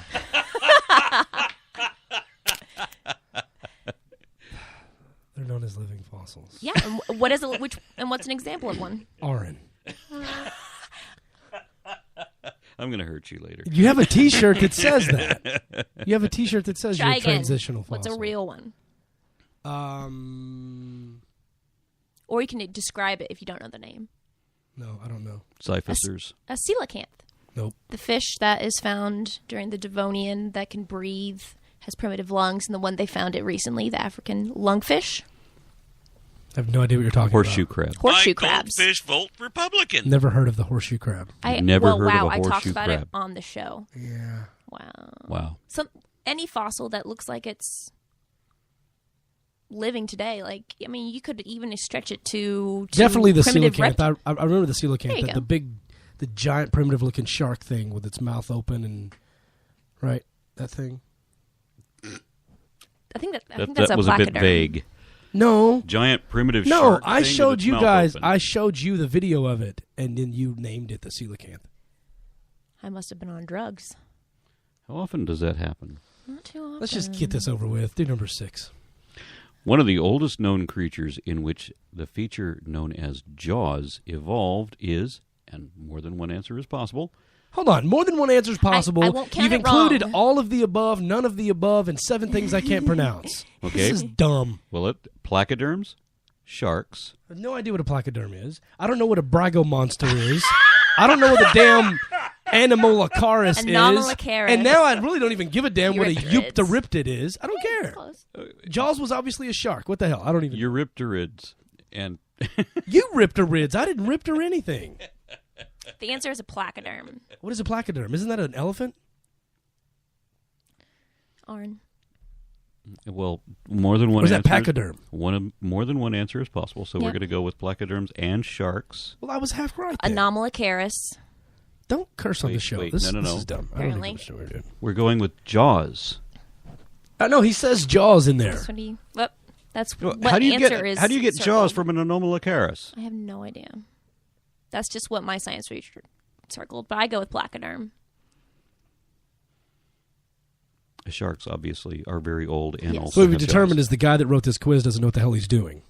Is that what we've just determined? Yeah, and Eurypterids are scorpions essentially, Yeah. and so What is a obviously- placoderm? Imagine a giant. Well, it doesn't have to be giant. They're bony armored fish with usually no jaws. That's the distinctive feature on most of the small ones. But then you have things like, what is the name? I always forget the name. No, The he's really, not drinking tonight, folks. The really big one. It doesn't have teeth, but it has like a beak, serrated beak that looks Yeah. like teeth. Yeah, they look like teeth at the front of the face, Yeah, but but they're it's- actually like bony plates. That, Oh, we that slice. talked about that thing before. Yeah, okay. Yeah, I All right. can't remember what it's called. I hate it when I draw a blank like that. It's a Fischisthus bitifus. That's what it was called. Correct, but that was a placoderm. Number Some of the 7, Arn. earliest jaws. I hate this, by the way. Number 7. I'm having fun. This sucks. Thought you were reading the Oh question. yeah, sorry. According to prominent... Sorry, the idea of a prominent creationist. I know that. According to prominent creationists, or clever con men, or both, Ray Comfort et al., which of the following is a prediction of the theory of evolution? Again, more than one answer is possible. And you have a choice between A, the existence of a first dog that had to wait for a female of the same species to evolve. Wow. B, the existence of hybrids between modern, entirely unrelated species. C, that humans evolved from rocks. D, that the evolution of new species is impossible. E, all of the above. Or F, none of the above. Here's the scary thing. I've actually heard B, C, and D used. That the existence of hybrids between modern, i.e. the crocoduck. We've heard that one. We've heard that humans came from rocks. Yes, so recently. And I've heard that comes the fact train. the evolution of new species is impossible. Yeah, the sad thing is I've never heard A, but I'm going to include that in the answer because the first dog had to wait for a female of the same species to evolve sounds dumb enough for Ray Comfort to say it, so I'm going to go with all of the above. Yep. Ray Comfort's argument there was that the first dog was an amorphous mass of meat that sat around for millions of years and suddenly, for no reason at all, grew head and legs and a tail and all of this. All these features just suddenly appeared. It's sitting there. It's a lump of hamburger that suddenly turns into a dog. Yep. And then has to wait for a female to another piece of hamburger sitting around for millions of years. Now, to be fair, he's not saying that's what happened. No, He's that's saying, exactly what he says according to evolution. That's what's happened. He's trying to make it. Okay, but let me finish. Yeah. What I'm saying is he's not saying that happened. He's saying that's what evolution says happened. Exactly. And that's why they do it. Intentionally misrepresenting. He's making us look And stupid because that is very dumb. Yeah. And I said that to him when I had a chance to debate with him. I said, that we're talking about population mechanics. That we're talking about populations of pre-existing animals that have these adaptive traits. And so you're talking about a single individual piece of hamburger sitting around for millions of years. What brand? Dog burger. What brand burger? Are we talking like sprinkle Jesus dust on it? Like 80%? Hormel, maybe. Well, it depends, because you get different breeds out of different, types of meat. For example, the wiener dog. Come on. All Number right. 8. According to prominent creationists. Oh, sorry. No, that's the same. Yep. According to prominent creationists, or clever con men, or both, Ray Comfort et al., which of the following Linnaean taxonomical levels is synonymous with kind? Domain, kingdom, phylum, class, order, suborder, family, genus, species, or none of the above. A-hole. I'm going to go with a-hole. So synonymous with kind. I definitely remember this. I definitely remember you talking about order in class. I definitely remember you talking about family. They talked a lot about species. I remember you going through these. But this isn't really a science quiz. This is me trying to guess what a jackass would think. What they do think. Yeah, this isn't science. This isn't what I know on science. This is how become a Davidite. How much there's attention. a reason why you don't immediately understand or know the synonymous word with kind. There's a reason. Well, there's not one. Exactly. Correct. It's none of the above. But there I don't. is no scientific classification for kind. Kind is not a scientific word. Now, Ken Ham will tell you that it's generally sometimes, but certainly, almost never always, the family level. Yeah. That's what I'm saying. He's not asking scientifically what is that word, and my answer is none. And ain't nothing you can say with your fancy science books to change it. He's not asking that. He's asking according to these creationists. What is the answer? But it's still a science question because you have to understand that these are scientific words. I don't like the way this is done. But you knew the answer. Yeah. Yep. You've been doing pretty, really good. Well, yeah. So, evolution cannot result in an increase in genetic information from generation to generation. True or false? And please explain.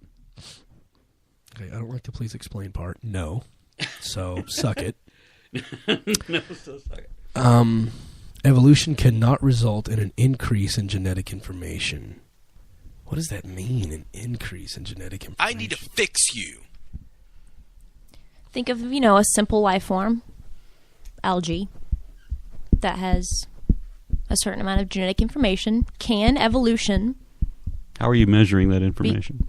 Well, yeah, I guess you could take the creationist view and... Is that bonus question about Can Star I Trek? substitute that for bacon? Is that about Star Trek? I did see that. I think that is pretty funny. But I mean, I don't see the Star Trek point of it. Okay. I know the answer. Evolution cannot result in an increase in genetic information. So, Can an increase in genetic information happen? an increase in genetic information. Can happen. I don't understand what that means, an increase in genetic information. Well, that's the beauty of the question, because they don't have a metric to it. They don't really have a way of identifying. Now, when you have you have two chromosomes fuse into one, and you suddenly have 23 chromosomes instead of 24. So wouldn't that be a reduction in genetic information? Creationists would say that would be a reduction in information because you have fewer chromosomes, so that's less information. Ian Juby was very good about it. Well, it's less chromosomes. That's not a loss of information, a loss, right? That's the way he would say it. But then, of course, that's a problem because that's a loss of genetic information for humans from other apes. So then it's suddenly equal. We just have the same amount of information packed into fewer chromosomes, or we have more information somehow packed into fewer chromosomes. And if you have a subtraction... I hate this segment.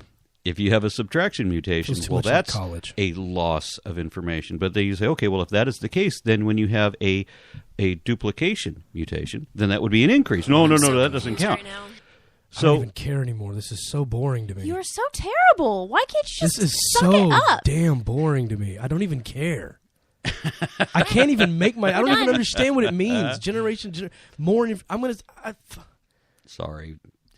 What does it even mean? More... an increase in genetic information. I don't understand. I don't even know that. I don't understand the question. An increase. Okay, well, I wouldn't worry about it too much. So hold on. So my... Is it false? Yes. So it's the same amount of genetic information, but the genetic information can change? No, well, it actually a kind of a change in information. Anytime information changes would, in one sense, be considered an increase. It would be new information. It is possible to have new information. It is possible for mutations to occur in which we have additional genetic material, which is one way of identifying new genes, new chromosomes, whatever. So then how do things change? I have an example for you. Okay. We talked about it a while ago, and you actually have a sound clip of me talking about like breaking off a piece of my gene from this and making a new pancreatic enzyme or something. And it's actually whenever your mother creates an egg or your father creates sperm, and you have a piece of a gene or a piece of the chromosome break off and duplicate. So you have two of the same gene saying the same thing, and it gets passed on to me. And eventually, if I keep passing on two copies of the same thing, one of them has to keep functioning or else my pancreas will have an issue because I need a pancreatic enzyme.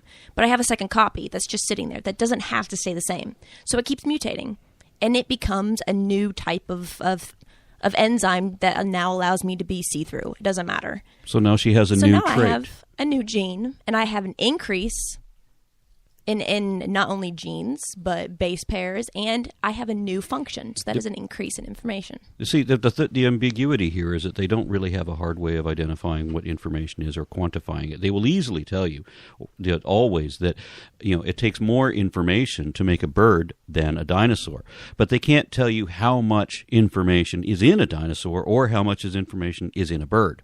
They don't have a way of measuring it because they know that would hold them accountable, and the last thing the creationist is going to do is be accountable. Yep.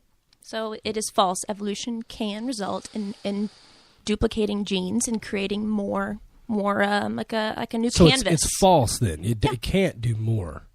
Evolution cannot result. That's what he's trying to confuse you with words too. So evolution can result. The way the question is worded is somewhat confusing, but then the question evolution cannot result, so it's false.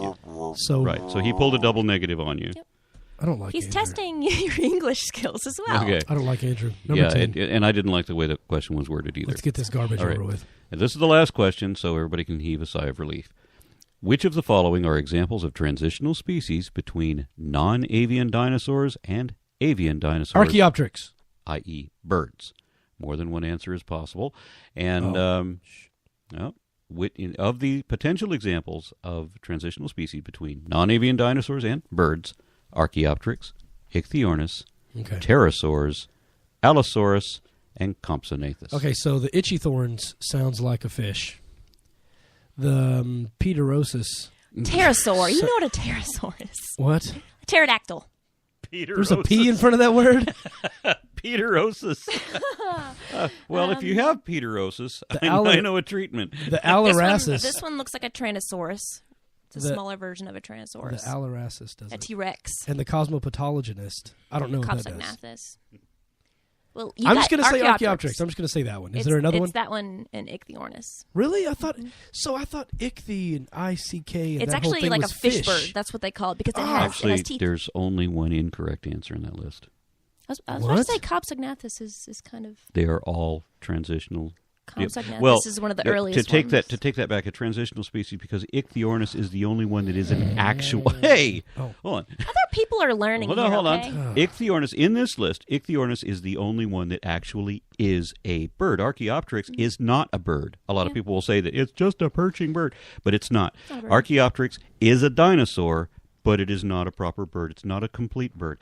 Ichthyornis is a bird. Pterosaurs are not birds, and they're not dinosaurs either. Allosaurus has a wishbone, just like regular birds, and Compsognathus was also very bird-like in its skeletal structure. Archaeopteryx didn't fly, right? No, Archaeopteryx flew crappily, but it flew. Very crappily. How do you know? You weren't there. The bonus question, Aaron. Life on other planets would be expected to be nearly indistinguishable from life on Earth, a la Star Trek. True or false, and why? I hate this question so much. See, my answer... First of all, I have never in my life seen more than 30 seconds of anything Star Trek. I haven't either. Secondly, life on other planets would be expected according to who? You could put two...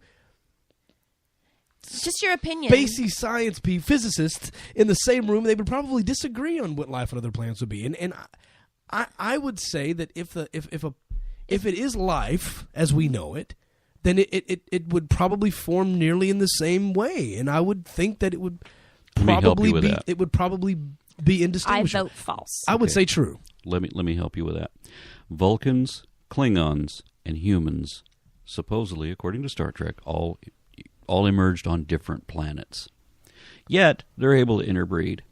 Makes no sense. Oh no, that doesn't make any sense to interbreed. But right, but that's not what it says. Why do they all look human? Why it would see that they would be nearly indistinguishable. Right. So you got one pointed ears, one Should we furrowed show up forehead. On a different planet and there be tigers or dinosaurs or people? Why should that even happen? I say no, because the animals that we know that have existed and do exist today require that very specific order of events that happen. The extinction of dinosaurs is required for the primates to evolve, and they have to have tall trees to have primates up in trees that eventually became bipedal. I don't think they would look anything like us.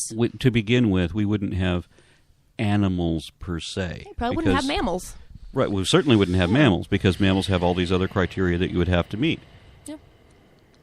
Exactly, so no. Most likely not.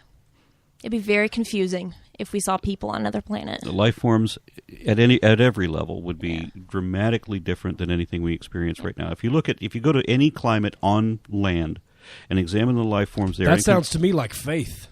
And then compare that to any life form you can find in the sea, how different are they? So you got some faith in that, do you? You're claiming to know this, that it would be completely distinguishable, yet you have no evidence to support that. I am not drunk, Rachel. I am not going through this. Excuse me?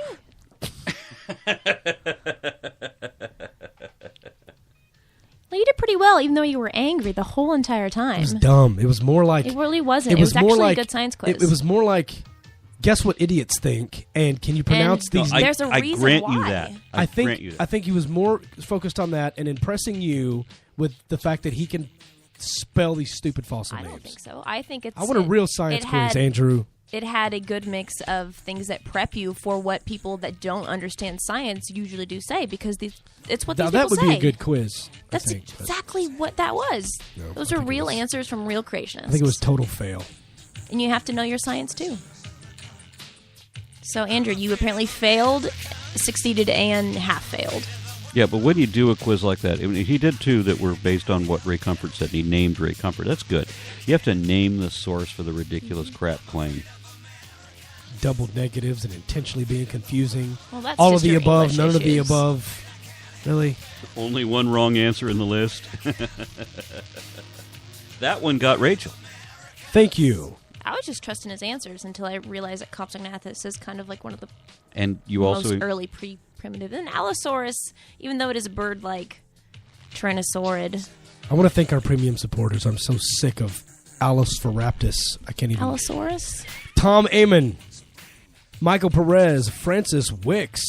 These are the people who make this show possible. Michelle Wickham, Paul Svensson, Randall Hogan, Paleo Clipper, Randall Phillips, Eric Carell, Steve Johnson, Bob Bull, Jonathan Collins, Charles Proteau, Brad Parker, Michael Epson, Zachary Desordi, and Jeffrey Straka. Thank you so much. Thank you for your support, guys. You have no idea. And remember, everyone who is upgrading their account now through February, if you are already a member and you upgrade your account to anything, you automatically get a free audiobook. Login.dogmadebate.com. Let's go to that after show where we're going to have a show meeting and talk about us getting on AM radio in Dallas. Thank you guys so much. We'll see you next week. Until then, it's dogmadebate.com and facebook.com/dogmadebate. By the way, we're getting a new website. Thank you, Andrew, for making the quiz. It was very sweet of you. Yeah, did you see how well structured it was? There was periods after every single number. Everything was perfectly capitalized. He spent a long time on that. And he offered to make more. No, don't do that.